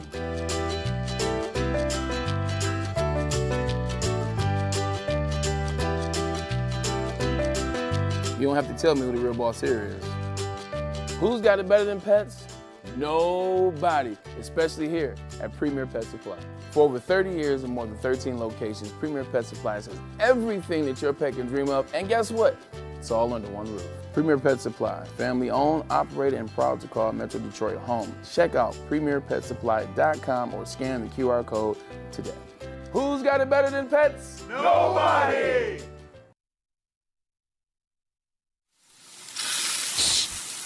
You smell that? That's Brad Holmes cooking. And the off-season smells good. Woodward Sports. Hey, you guys, you tired of wearing that same old Detroit sports merch? Well, it is a new era in sports wearables with new designs, amazing apparel, and the ultimate swag. Look, right now, go to woodwardsports.com, click on that shop tab. We are dropping new designs every single week. And I know the draft just passed, but you know what? Dan Campbell and Brad Holmes, they are your election candidates right now that you want to have as your president and vice president in office. So go and pick up some today. We got them on hoodies. We got them on hats. We got them on T-shirts. You know, if you're a fan of the Detroit sign, I'm not. But you know what? We also got that on a T-shirt as well, too. Go to woodwardsports.com. Get swagged out. The new season is fastly approaching, so I know you want some of this stuff. Come on. Let's go, JBSMOOOOOV, man. That was an electric read. Like, I really want to go and buy some merch. No, I just want to. And I know we can get the company discount, but that was so convincing. I'm going to go to woodwardsports.com right now, click on the shop tab, and I'm going to get some merch. Do it. Hey, merch? I'm going to do it right here from the desk. Y'all should, too. Definitely check it out. We got some pretty fire gear. But welcome back to Wake Up Woodward. We appreciate you guys for choosing to start your day with the Woo Crew. Shout out to Flannel Sam. He will be on Big D Energy today and back on the Wake Up Woodward show tomorrow. We got in the sound booth Detroit's #1 draft pick, Mr. KG. Yep. What up, though? Terry and Arnold can learn a thing or two from me. That's all I'm saying. Hey, and we got Woodward Sports' MVP in the TD booth, Mr. JBSMOOOOOV. Tuesday is on the way. Tuesday is on the way. I'm scared. I don't know. It's your boy Kool-Aid and your boy Broder over Zing. there. Hey. We got to talk about this NFL draft some more. I'm hoping that the chat has gotten in theirs. Who do you guys believe did the best and who do you guys believe did the worst? But I'll need to start here asking our ball knowers, out of all the NFL teams, which one had the best draft that you can take to the bank? I am blown away that the team I have is in last place in this poll. It's the Steelers by far. Like, look at what they did. getting one of my favorite offensive linemen in the first at pick 20 in Troy Fautanu. They double up on the offensive line with Zach Frazier in the second round at 51. They go Roman Wilson to play alongside George Pickens, replacing Deontay Johnson, round 3. Peyton Wilson, arguably the best linebacker in this draft. He fell because apparently he's missing an ACL, but he's still an elite athlete. They tripled down on offensive line going guard Mason McCormick. All of these offensive linemen I would have taken for the Lions in the second round. They finish up Logan Lee. Actually don't know much about him out of Iowa. But then cornerback / safety Ryan Watts out of Texas. He's an athletic specimen. He's long. For me, the fit to the Steelers in front of Russ Wilson or Justin Fields, like they're now getting back to the Steel Curtain days. Like they are going to play some powerful football. Yeah. The offensive line was their weakest unit, in my opinion. They just totally attacked that. And then to add Roman Wilson, that might be one of the sleeper picks of the draft. Yeah. Pittsburgh Steelers, peeps. Let's you go. got? KG. Listen, this isn't, I wouldn't say it's the best draft, but it's one of my more favorite drafts. It's the not San Diego, the Los Angeles Chargers. I like this. Listen, man, my man's over there cooking, former Michigan man. Jim Harbaugh, he's over there cooking, man. Still a Michigan man. Hey, they went and got Joe Alt in the first round. They went and got your boy, Lad McConkey, in the second round. I do love that pick for them. Yes, he's going to fit in well as kind of like a Keenan Allen replacement. They're going to find a way to spread the ball around with Justin Herbert. And then they got Junior Colson in the third round. So it's at least in the top half of the draft, man, they did a hell of a job, man. Yeah, you even keep looking down, like, Tarheeb's still a cornerback out of Maryland. I like him. Cam Hart out of Notre Dame. Those are both in the 5th round. Yep. Kamani Vidal out of Troy is a pretty solid running back in the 6th. And then they went and got Brendan Rice and Cornelius Johnson in the 7th round. I like what they're doing. It fits Jim Harbaugh. It does. Like, especially that Junior Colson pick a linebacker, a leader to sort of take over for Khalil Mack when he moves on. I like the Chargers. You know he couldn't help himself. He had to pick some Michigan players. Oh, he had to. He couldn't help himself. He had to. The running back out of Michigan, I'm not going to say anything in case it comes up, but he landed in a good spot too. Yeah. JBZ. Of course y'all would pick the Michigan-made team over there in the LA Chargers. Come on now. Don't be hating, man. Don't be hating. The Spartans. I knew that pick was coming as well too, especially from Jim Harbaugh. But my team, I got to go with the Baltimore Ravens. Okay. You pick Nate Wiggins?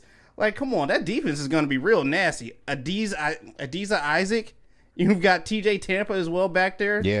Yeah, that's a solid draft. I'm a little nervous about this Baltimore defense. They're giving Lamar Jackson some more weapons. Obviously, they don't want him running that much, but still at the same time, I'm worried about the defense. So give me Baltimore for mine. You would pick the team that picked a center out of Michigan State in the 7th round. Of course. Yeah. No, but I do love it. Nate Wiggins, even Roger Rosengarten, the big offensive tackle out of Washington in the 2nd round.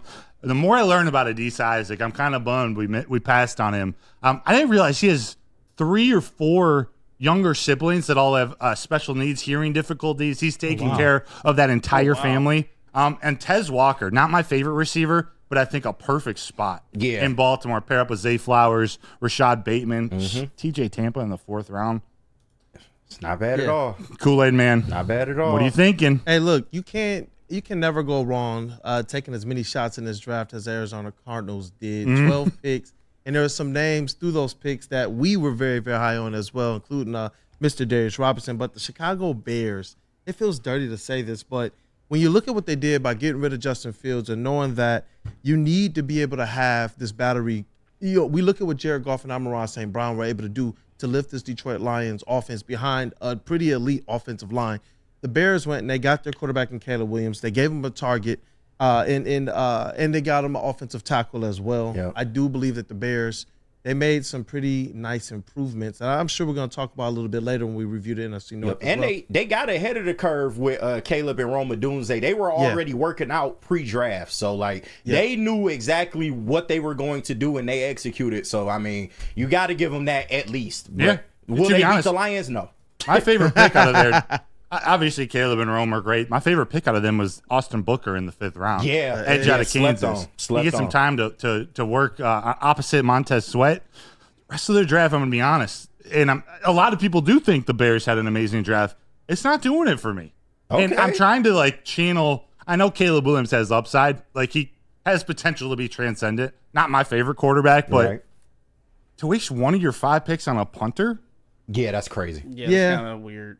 Like, they play outside in Chicago. I get to draft him for the future dome that they're building, but that's not going to be 5 years. Yeah. I don't know, man. What are some other in the chat before we talk about the bad ones? We got Ravens had a nice one on a dad with Tourette's. Tez and Zay, a dynamic duo. JZJ. TJ Tampa Panthers.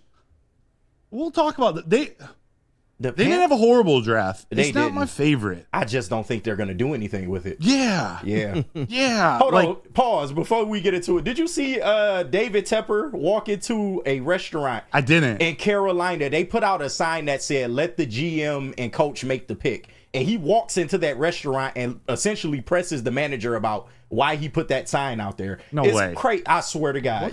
You can look it up. David Tepper, man, he is proving to be maybe the new worst owner in football going forward, man. You can see how the owner affects the team so much. I don't know what they're doing over there. Yeah.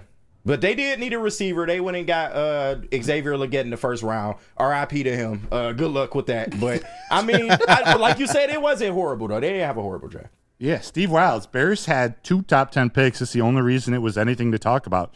Yeah, to be honest, they didn't pick an interior offensive lineman, so we got DJ Reader and Lee McNeil. Yeah. And Mekhi Wingo. Yeah. And what's his name from last year? Broderick Martin. Broderick Martin. Hopefully we get a Broderick Martin signing this year, or sighting this year. Maybe. Hopefully. Hey. You know what? On the count of 3, though, I need to know who is the worst draft. Oh, you think we're all going to pick the same one? I do. On the count of 3. Just 1, 2, 3. The Atlanta Falcons. Yeah.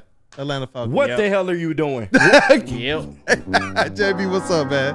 Atlanta. It was Atlanta for me. Like, I just don't understand it. Off of the first pick, you got your already QB there, just kind of wondering what the hell is going on. I'm so confused by Atlanta. Like, I just don't know what to do. And I feel bad because I do like Michael Penix Jr. Yeah. And all the fans that were booing once he got selected and picked, Michael Parsons even came out and said this, like, he feels bad for him as well, too, because he's a new rookie. He's just trying to get to in the NFL, in the league, to his team, and now, like, everyone's just booing him and got this bad rap already. I feel bad for the guy. I agree. I thought if there's one team not to go to, it's that one. Like, and that's why you don't do it, too. It's one thing to make that pick in terms of affecting Kirk Cousins and, like, what could be going on in his head and the decisions they made to give, a 4-year, $180 million contract. But also Michael Penix, like, you got to know that your fan base is going to react that way. Yeah. He's got an uphill battle for the rest of his career in Atlanta. It doesn't make sense. And you look at, too, the second round, like, to pick Ruke or before Jerzon Newton. Yeah, it's crazy. Like the rest of their draft didn't make any sense either. There's not one pick other than actually Jason McClellan as their third running back. That's okay. But the rest of it doesn't do it for me at all. Not even Braylon Trice. None of it. No way. Not me. I was wondering as well with Michael Penix Jr. It's just like you go from believing, you know what, I'm one of the top quarterback picks in this draft. I'm going in the first round. I'm going to be more than likely starting this season coming up. To now you are slotted to come off the bench behind Kirk Cousins for 2 years. Who just got the bag for 2 years. And the owner is saying, hey, if our backup quarterback that we just drafted sits on the bench for a few years, then that's a good problem to have. Yeah. I just don't understand it, KG. It leads me to believe that maybe they think Kirk Cousins is a transitional quarterback because I don't see what other sense this makes. You didn't even tell the guy. He finds out the night of the draft, and what you've done, Arthur Blank, is put more pressure on your franchise. If Kirk Cousins comes out next season and starts laying eggs, the fan base is going to revolt. They're going to start asking for Penix. Now you got a situation. It's just not smart, especially after you paid him 4 years, $100 million. Seriously. Does he have a no-trade clause? Yeah, I don't know if he has a trade clause. I think they gave Kirk one. Ooh. It's nasty, and then you're wasting 2 years off of the 5-year deal that you would have with the the 5th-year option. So I don't understand it, man. He's already a 32-year-old rookie. Yeah, it doesn't make a good look. Honestly, they should trade Kirk to Las Vegas tomorrow. Like, seriously, let him go have a new home. Exactly. It doesn't make any sense. Atlanta's just messy right now. Yeah, That's it's all. bad. It's messy. Arthur Blank, Dirty man. birds. Now, I was gonna say, before we get to the next segment, were there any other teams that will be on your bad grades list? Yeah. I didn't like. Shoot, where'd this go? I didn't like the Jaguars draft. People are raving about Brian Thomas. Mm-hmm. Doesn't do for it the Jaguars. Doesn't do it for me. Titans. I like J.C. Latham to the Titans. The rest of their draft doesn't do it for me. And the Patriots. That's the one I was thinking The of. Patriots, you ain't like it? I don't. Yeah. I'm just gonna pull up all their after Drake May. Where is this New England? After Drake May, they went Jalen Polk. Not my favorite wide receiver, but he's okay. Caden Wallace is a developmental tackle out of Penn State. I like him for the future. They went another guard, Layden Tomlinson, Javon Baker, like Joe Milton. They wasted another pick on Joe Milton. Another quarterback? Yeah, they went Drake May and Joe Milton. Damn. They have a 2-quarterback scheme out there now. Yeah, if I were them, I would have traded that third pick. I don't believe in Drake May. The Patriots looking for options anyway. They are really in a transitional period. They never really get offense right. So, yeah, we'll see. We'll see with that. Yeah. All right. Yeah. Oh, man. This show has been epic. Chat family, as always, you guys are a very important part of this show. Smash that like button, what you've done. Encourage somebody else to do the same. We got to get into this next segment. But everything today so far has been awesome. But I can tell you something else that's awesome. Awesome is when a guy can be a guy and get an amazing haircut. That's true. That's Lady Jane's Haircuts for Men. Just stop in, sit back, relax, and let one of Lady Jane's talented hairstylists make you look and feel great. Walk in anytime, 7 days a week. Lady Jane's, it's wicked awesome. Buying your first Feldman Chevrolet is much more than buying the car that will get you from point A to point B. It's a place for first memories, some big, some small. As she grows, you're not just buying her a Chevy, you're buying into a Feldman family. With more than 700,000 vehicles sold, from generation to generation, Feldman just keeps rolling.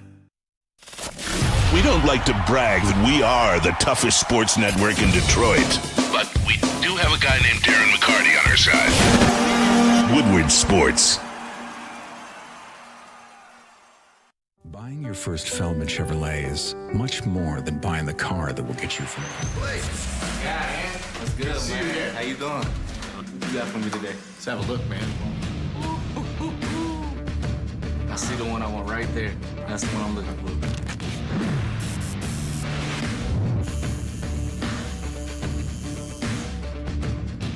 Welcome to the winner's circle, Blake. Hey. Figer Law. All we do is win. All we do is win. Soroki's Crispy Chicken and Pizza is taking over Michigan. Locations are popping up all over Metro Detroit. They're doubling the number of restaurants this year.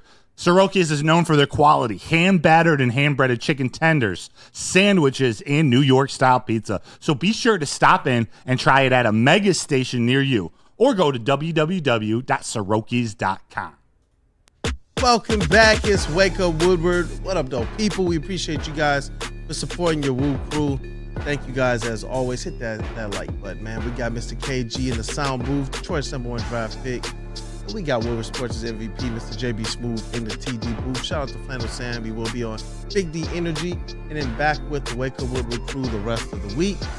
It's your boy Kool-Aid and Mr. Broder over here. Shout out Ryan's Lions. The 313 draft party was litty titty. Man. Got to meet D-Mac and Kool-Aid. Had me scream like Holmes. It was a blast. Hey. And shout out I added the titty, by the way. Yeah, and shout out to all the fans that did come out for the 313 draft party. Saw a lot of people, got to meet people. It was a great experience, man. Y'all helped make it more of an experience than it already was. So, It was shout epic. out to the fans. Shout out to Ryan as well. He was the first of the Lions fans that showed up to the draft party and that we got to interact with. That we did the Brad Holmes kind of competition. Yeah, a shirt. So he definitely channeled that Brad Holmes energy, won that shirt. And I know another popular person from the Brad Holmes energy was Lizzie from where is she from? Branson, I believe. Yeah, Yo, Lizzie with an X. Broder's a fan of Lizzie. We gonna have to play that video again at some point in time. Hell yeah. Because I saw the chat family as well earlier in the show talking about Lizzie from Canton. Had your boy on the camera, you know. Hey, Mr. KG, man of many talents. Oh, yeah. That's what I love about Waco Woodward, and really Woodward sports in general. But at least for the squad that I run with on a daily basis, man, you guys are talented, and it's been an epic time. It's been an epic time. But you know what, Broder, you were talking about something kind of during the break.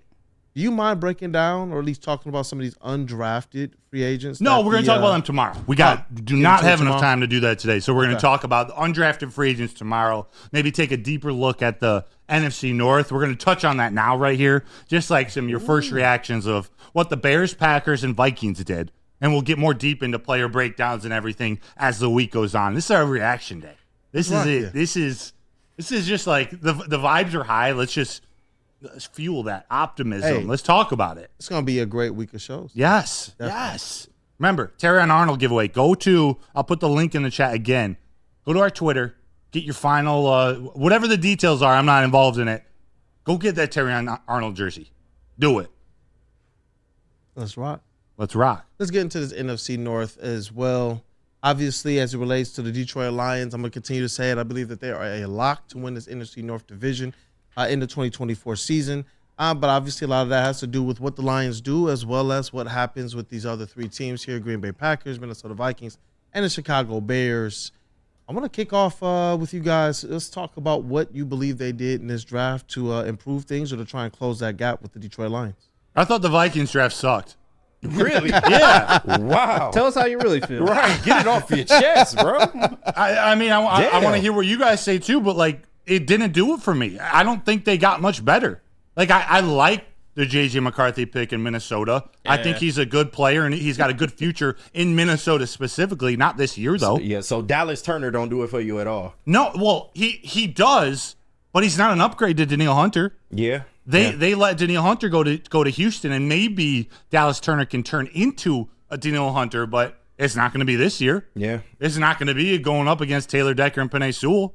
I know that for sure. Even Danielle Hunter didn't have much of a game against the Lions, both games against the Lions. So that didn't do it for me. I mean, Kyrie Jackson's a pretty good value pick at 4. Yeah. But then they went tackle. They got Will Reichert out of Alabama in the 6th round. My kicker, got a center and a defensive interior defensive lineman. Minnesota didn't do it for me at all.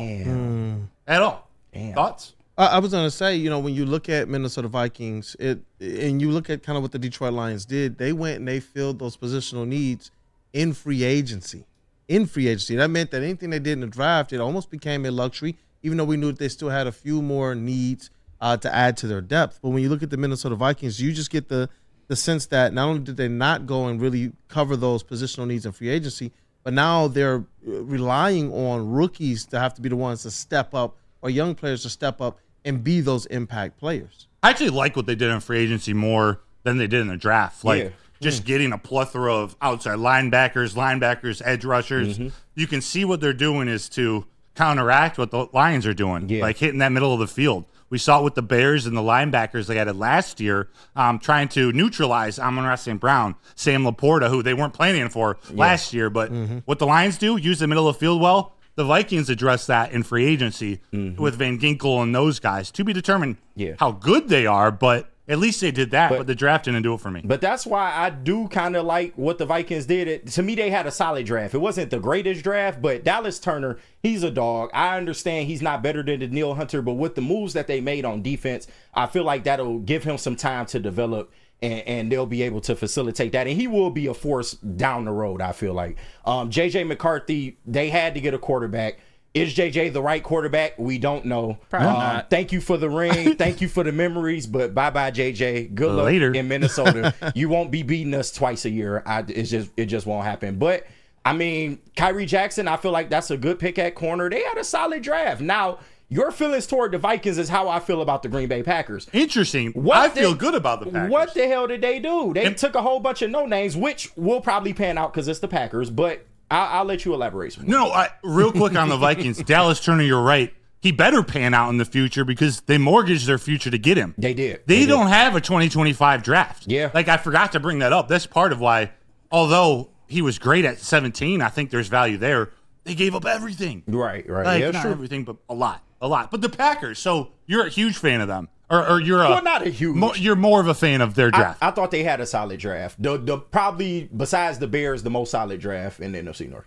Got you. Oh, no, you said the Packers. You're not a fan. Yeah, exactly. Okay. Exactly. See, I am a fan because I think not only the players fit the Packers and like their identity and whatnot, but it also is more of an answer to the Lions than any of the draft picks in Chicago or Minnesota. Yeah. Like I happen to like Jordan Morgan in the first round, although I would have drafted Graham Barton, who went the very next pick to Tampa Bay. Jordan Morgan developing on that offensive line. They just pump out offensive linemen like they're cookies at the Keebler factory. They shock people with that pick, though. Jordan Morgan, and like you said, instead of Graham Barton, JPJ was still on the board. Yeah. But I think I'm actually impressed with Gutekunst, too. We give a lot of crap for his banner-raising comments.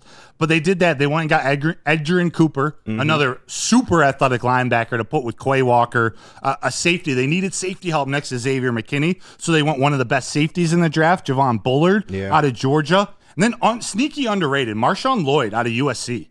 He's got some wiggle, and he didn't get many snaps in USC, or they didn't prioritize him in that offense. But when you look at him as the number 2 with Josh Jacobs and sharing a little bit of time with Aaron Dillon, who I think is probably moving to the number 3 running back spot, I like that. And then they just kept adding. You got Tyron Hopper out of Missouri.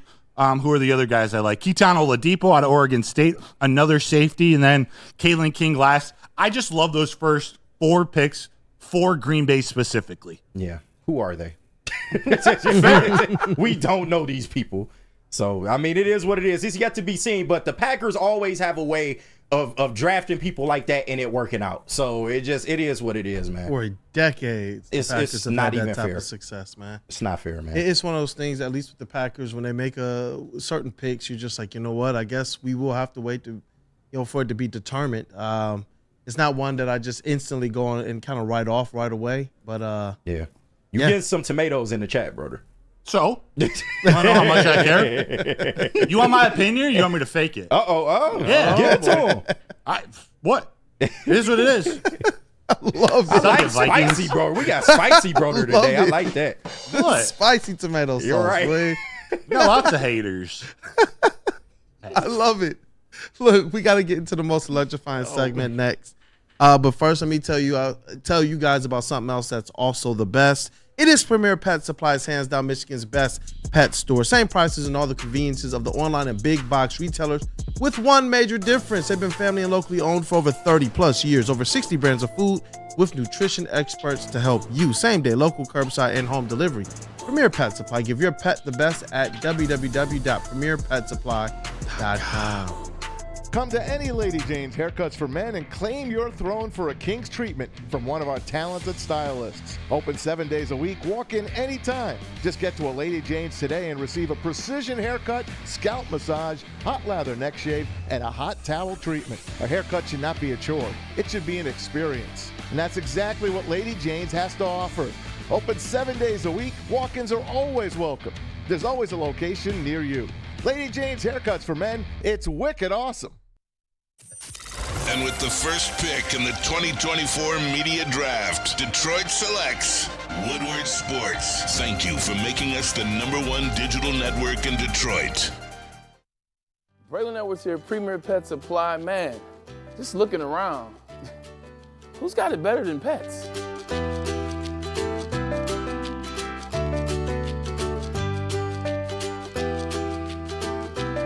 Come on, a baby stroller for Coda?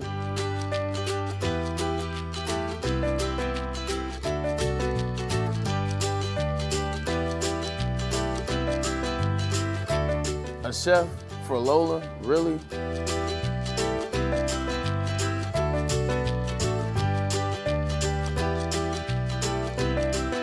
You don't have to tell me who the real boss here is. Who's got it better than pets? Nobody, especially here at Premier Pet Supply.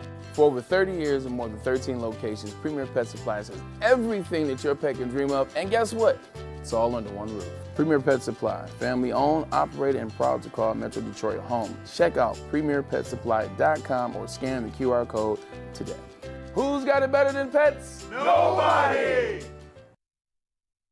Since 1996, Feldman Automotive has been driven to provide a fast, convenient, and first-class car buying experience. They call it the Feldman Advantage. They have 18 locations, so there's got to be a Feldman dealership in your backyard somewhere. Go find it at feldmanauto.com to find the location nearest you. You can also catch Woodward Sports Network live once a month on Tuesdays out at Feldman Chevrolet of Novi. Feldman Chevrolet, they are Detroit's #1 Chevy dealer. What up, though, people? We are in the city of Detroit for the NFL draft. First, tell the people your name and where you're from. My name is Lizzie. I'm from Canton. All right. Hey, look, you want one of these 3-on-3 draft party shirts, right? Hey, show them the shirt. Show them the shirt. Are you ready? Are you ready to see what you got to do? I'm so ready. You guess. I'm ready. All right. Here we go. Look. Brad Holmes, general manager. Are you familiar with this scene of him yelling in the elevator? Ready to channel that Brad Holmes energy? Are you ready? Let's go. Go! I think that's a winner. That's a winner. Give me the shirt. There you go. Hey, that's a winner, man. Sports, let's go. Let's go. Oh my God. Let's That's go. future Let's wife. go. Hey, not awake. You're awake now. Hey, wake up. Woodward, man. We appreciate you guys. I see you getting red over there. I see it. Look, bro, I was playing wingman to my man Broder over here. You guys already know how we do. Don't you guys hide, already know how we brother, do. don't hide. We might have found the one for him. We might have found the one. Lizzie from Canton. She a Lions fan too. Lizzie with an X? Yeah. Shout out Eric Lizzie, Allen, boy. for whatever reason, he just put wood in the chat. Wood. Wood. Okay. Okay. Shout out Eric Allen, man. There's like a quadruple entendre there. Oh, Shout out Mike snap. Nazers. Great job on the draft coverage this weekend. It was very entertaining and informative. Thank you, Mike. Mike Nazers, shout out to you. Thanks for that $5 donation. Yes, It means a lot to us. Hey, you know what, man? Shout out to Elijah Collins as well. Michigan State and Oklahoma Cowboy, man. We interviewed him, and Neil hit us up doing the show like, wait, guys, that's literally number 24 Elijah Collins, like, of Michigan State. No. That's what that text message meant? Yeah, I was like, oh, snap. That's why he had on the Sparty gear. Oh. Yeah. I was like, dog.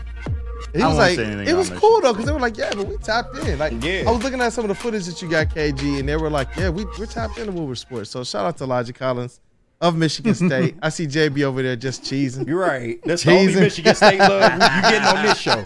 But shout out to him, man. They was cool. They was real cool. Shout out to a Lone Wolf 21. Love that number, by the way. Let's go Lions. Been a member for 3 months. You are the man. Why are more people chuckle cheese? I would. What would people would? Hey, y'all let me know, man. Put it in the chats if you would or if you wouldn't. I don't know what they're saying.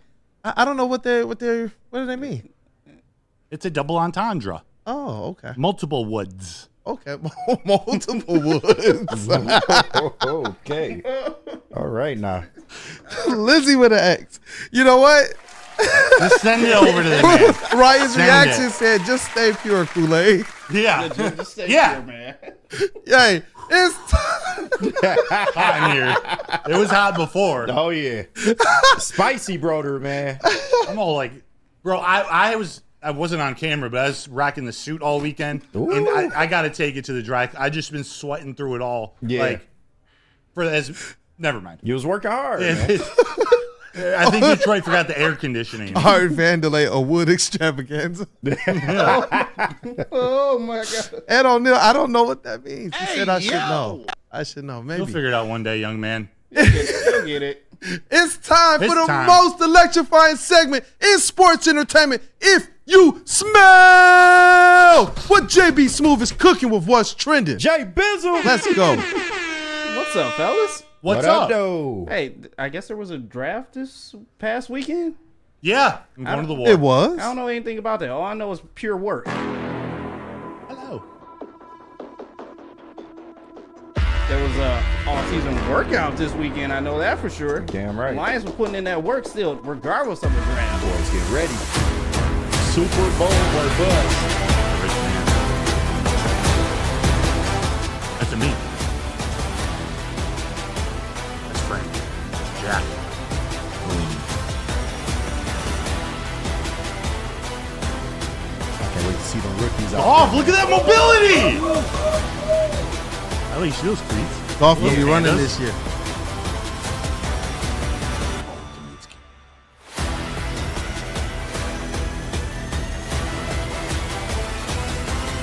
Zeitler. Hey, it doesn't matter if there was a draft this weekend. Those boys were out there trying to get some workouts in. What do you guys think? Hey, Ryan's reaction. Holy ish, golf can run. Seriously. The amount of brickness that's involved in this room right now. Vanilla Vic. Could build a house. Vanilla Vic. Vanilla Vic, baby. I love seeing that, JB. The amount of brickness. Is that a word even? Nope, it is now. It is on this platform. I guess it is Brickness now. and wood, huh?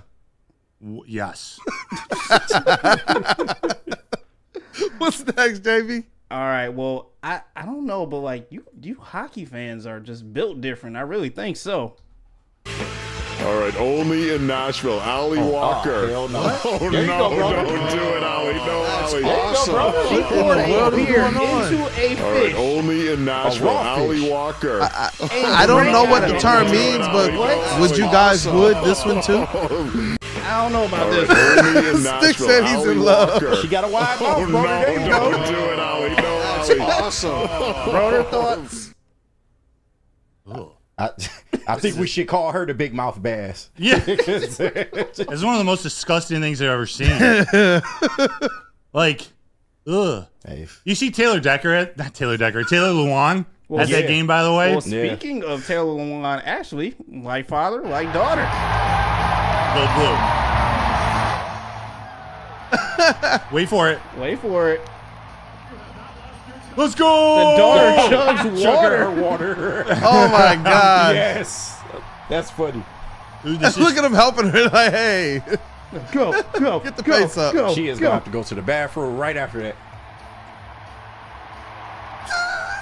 That's what's up, man. that's a total Taylor Lewan move. It really is. Snap. He's an animal Chugging the water. in the That's best great. way. Go blue. Go blue. That's shout out busting with the boys. Go Shout out no Blue. free shout out. Yeah. Oh my goodness. That a boy, JB. But catfish girl, man.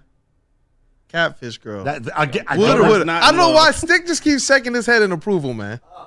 Catfish girl or Lizzie from Canton?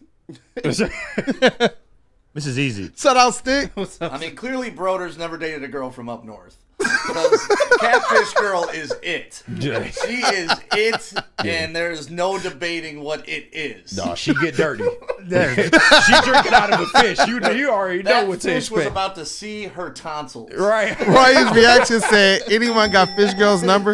I don't even need a name. Hey, she brushed her teeth a little Colgate. You get it popping. That's all I'm saying.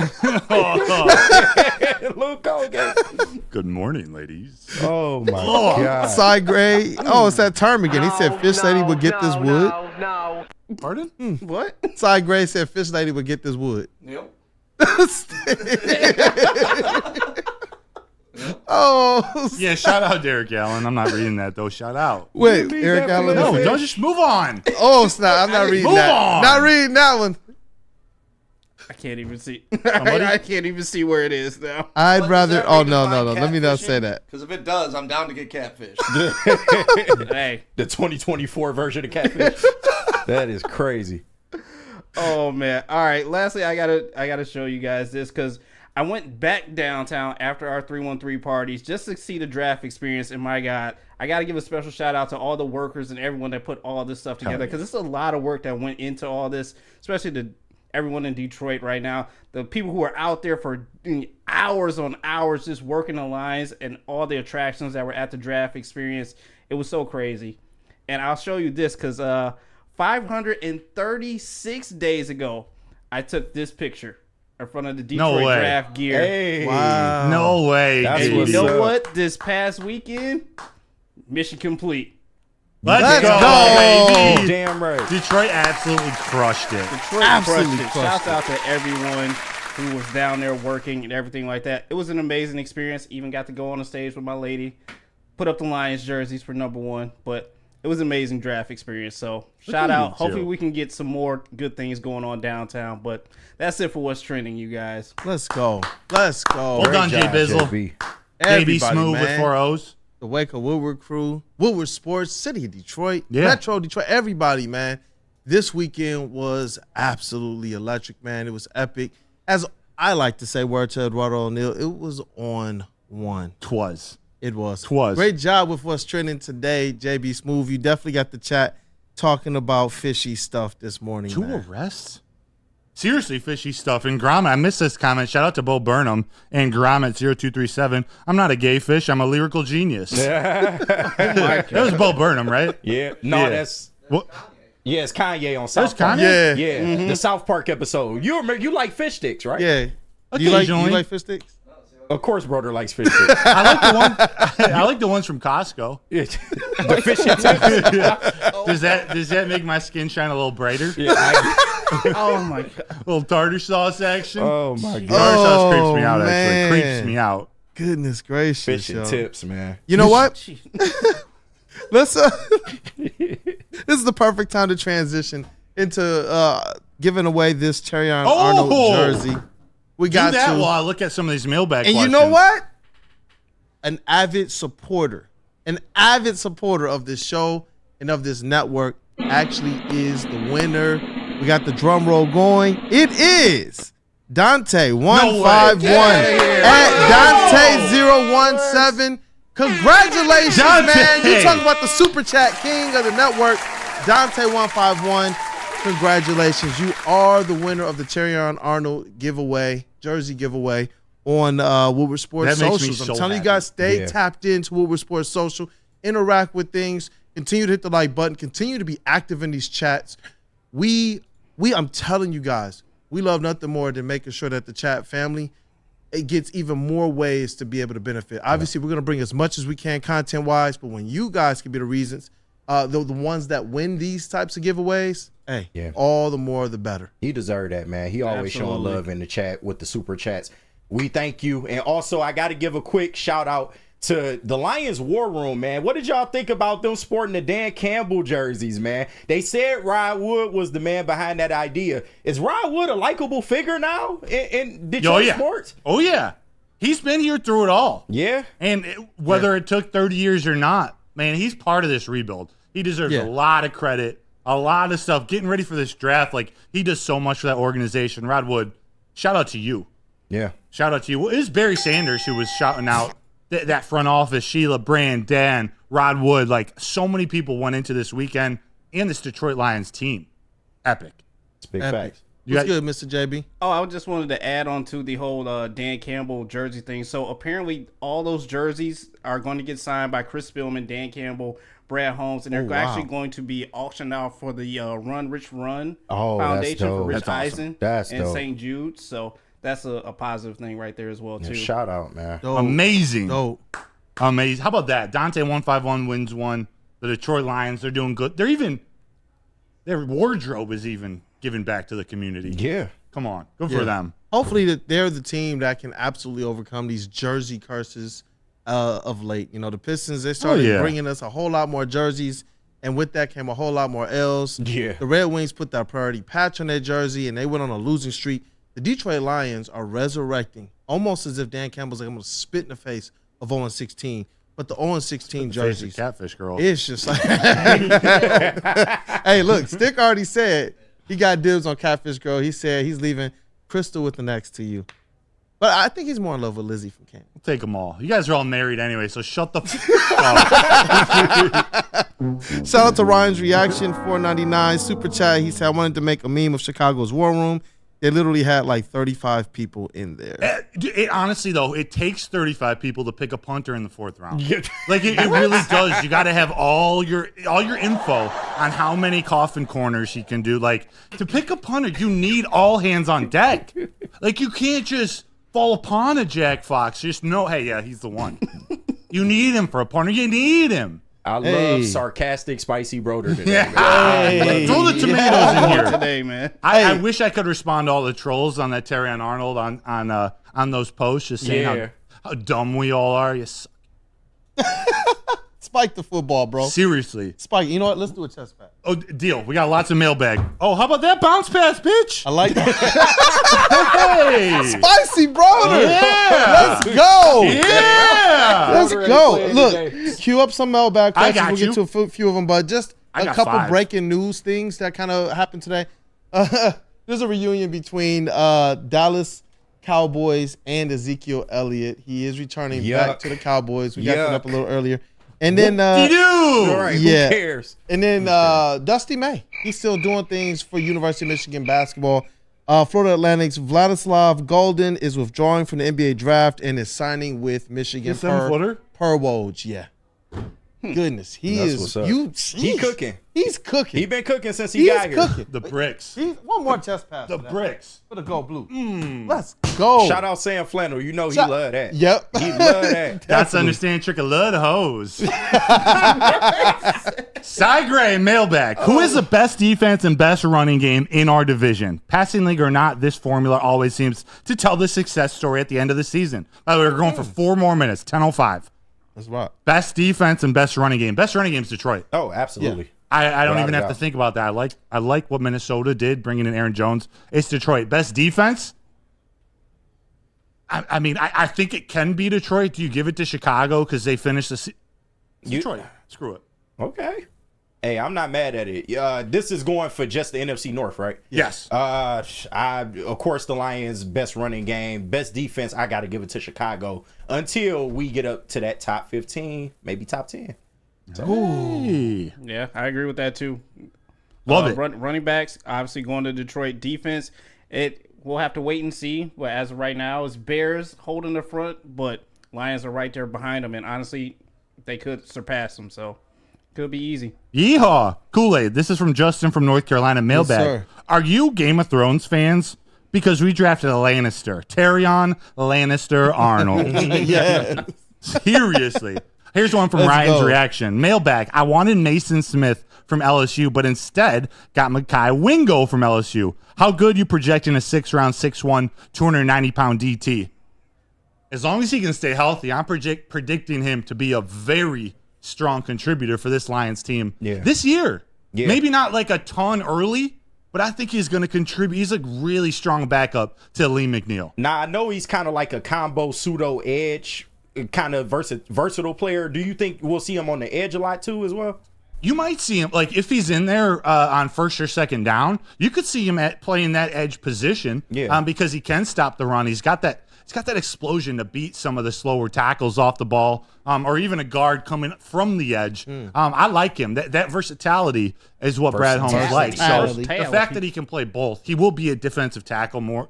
I don't want to say more traditional, but play on the inside more. Yeah. But he can play on the outside. Captain, war number 18 LSU. I think there can be good things for Mekhi Wingo in Detroit. And you know what? I've seen Matthew Kruger kind of talk about this a couple times already. Want to be able to ask you this as well. He has a little bit of issue with the Detroit Lions. He said they wasted the draft pick drafting that running back, that's Mekhi, when we got Craig Reynolds, David Montgomery, and Jahmyr Gibbs already. Do you want to speak to that? And just real quick, shout out to Greg Allspot for the 1999 super chat. We appreciate you so much. Yeah, thank you, Greg. That's huge. Greg. That's huge. And Ryan's reaction, that's a fantastic comment. He's the 7th highest ranked athletic score DT. He's a 3 technique, and he could even be a 3-down DT. There's that insurance. I think Mike G said it. He's that Chris Jenkins type of backup who we've been talking about a little more than Mekhi Wingo. I dig it. I don't think of Shoney Vaki as like a true running back. Although they're like that's the title. That's what he'll be at on the depth chart. Like he's not going to be in the same type of role as any of those top 3 guys, but he's going to be used as a weapon. He's going to be used out of the slot. He can catch passes. Like we don't even know to the extent that they're going to use him because, like Brad Holmes said in his press conference, like he was so electrifying as a running back, just being asked to fill in with injuries. He's now going to major in that role. He used that term. He's going to major in the running back room. So he's going to be in a room with all those guys and with Scotty Montgomery actually learning running back. You remember the last player that we classified as a weapon that we drafted? Who that? Jahmyr Gibbs. Right. And it's going to be a different type of weapon, but think of like all the different ways. Ben Johnson is back. He'll be able to craft something up in ways that we can't even process right now. I don't know what it's going to look like, but it's not like he's going to be getting handoffs like on first and second down. Yeah. He's just going to be doing other fun shit.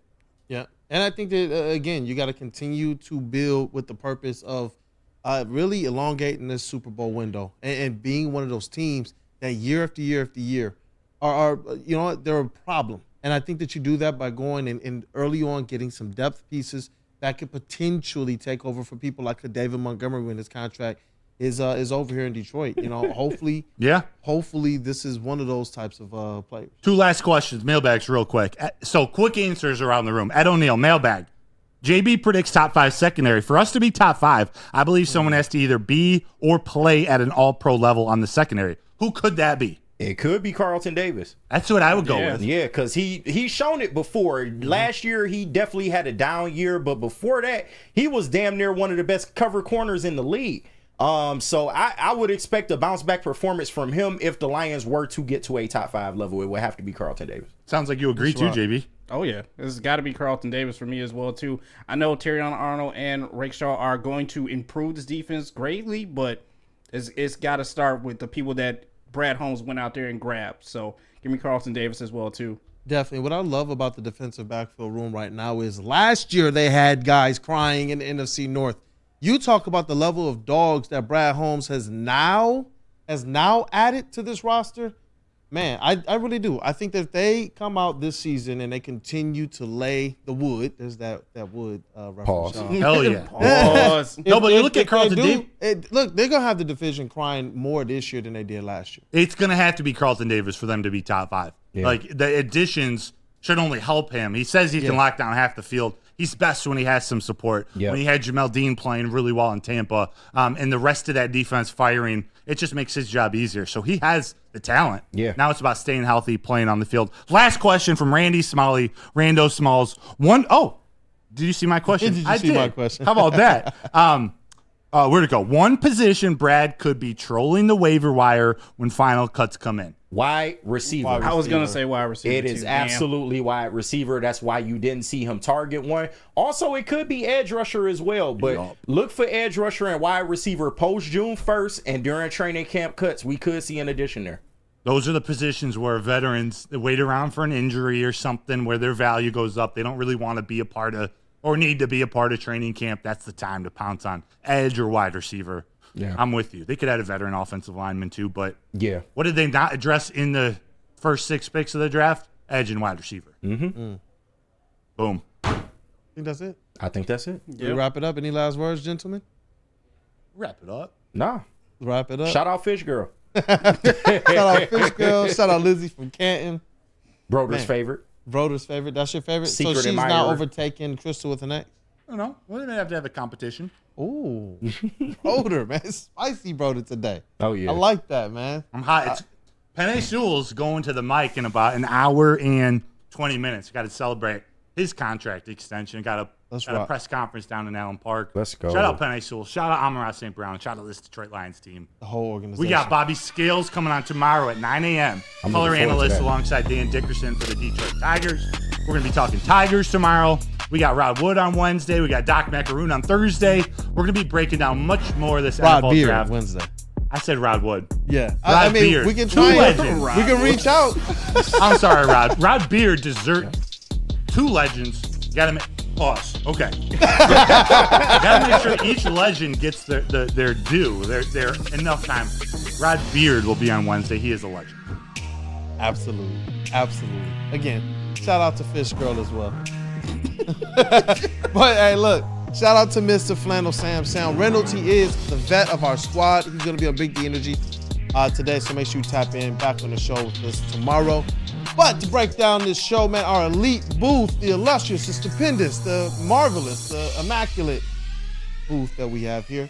I'll start with the sound booth, Mr. KG, Detroit's #1 draft pick. What up, though, bro? What up? Good Why show. you boosting, man? All these adjectives you giving us, man. Hey, appreciate the fans, man. We had a great time at the 313 draft party. And go Lions, man. Go Tigers, killing it too, man. It's going to be a great week of sports talk. Can't wait to give it to y'all, man. Pause. Bro, I will always boost the squad, man. Especially when y'all deserve it. Hey, congratulations to you as well, being on the desk. Thank you. You deserve more opportunities. Congratulations. Appreciate that. Shout out to Woodward Sports MVP, Mr. JB Smooth in the TD booth. Seriously, Woodward Sports is MVP. You crushed this whole weekend, bro. You know the show don't go on without people like you and Stick. No. Thank you, brother. It's all you guys. Shout out to KG for getting up on the desk too as well. You did an amazing job. Thank you, bro. That 313 party was lit. Amazing. If you didn't come down, you truly missed out. But also shout out to everyone during the draft experience, all the workers, everyone that put this thing together. You made it a easy, seamless weekend. Like the chat said, only 2 arrests. Everyone represented 313 very well. You got to shout out to you guys. Man, shout out JB, man, the hardest working man in show business right there, man. He worked overtime both days of the draft coverage, man. Shout out to you, JB. Couldn't have did it without you guys. Couldn't have done it without overtime elite after JB. Hey, that's what it is, man. That's what it is. Truly a GOAT of GOATs, man. Shout out to Mr. Matthew Broder. He is our credentialed Detroit Lions, Detroit Tigers beat writer and reporter. Did fabulous work, as did the rest of the network. But I'd like to make sure that people understand, you were crushing it. I appreciate that. You were crushing it. Thank you, man. Great job. And it's your boy, Brandon Dan K, Detroit Kool-Aid. Cover the Detroit Pistons for the network. And I run with this 5 that we call the Woo Crew. Thank you guys again, chat family, for all that you've done for us. Shout out to Figer as well as all of our other sponsors. Smash that like button on the way out. People, if you have, thank you so much. Encourage somebody else to do the same. Have a blessed day. It's been Wake Up Woodward.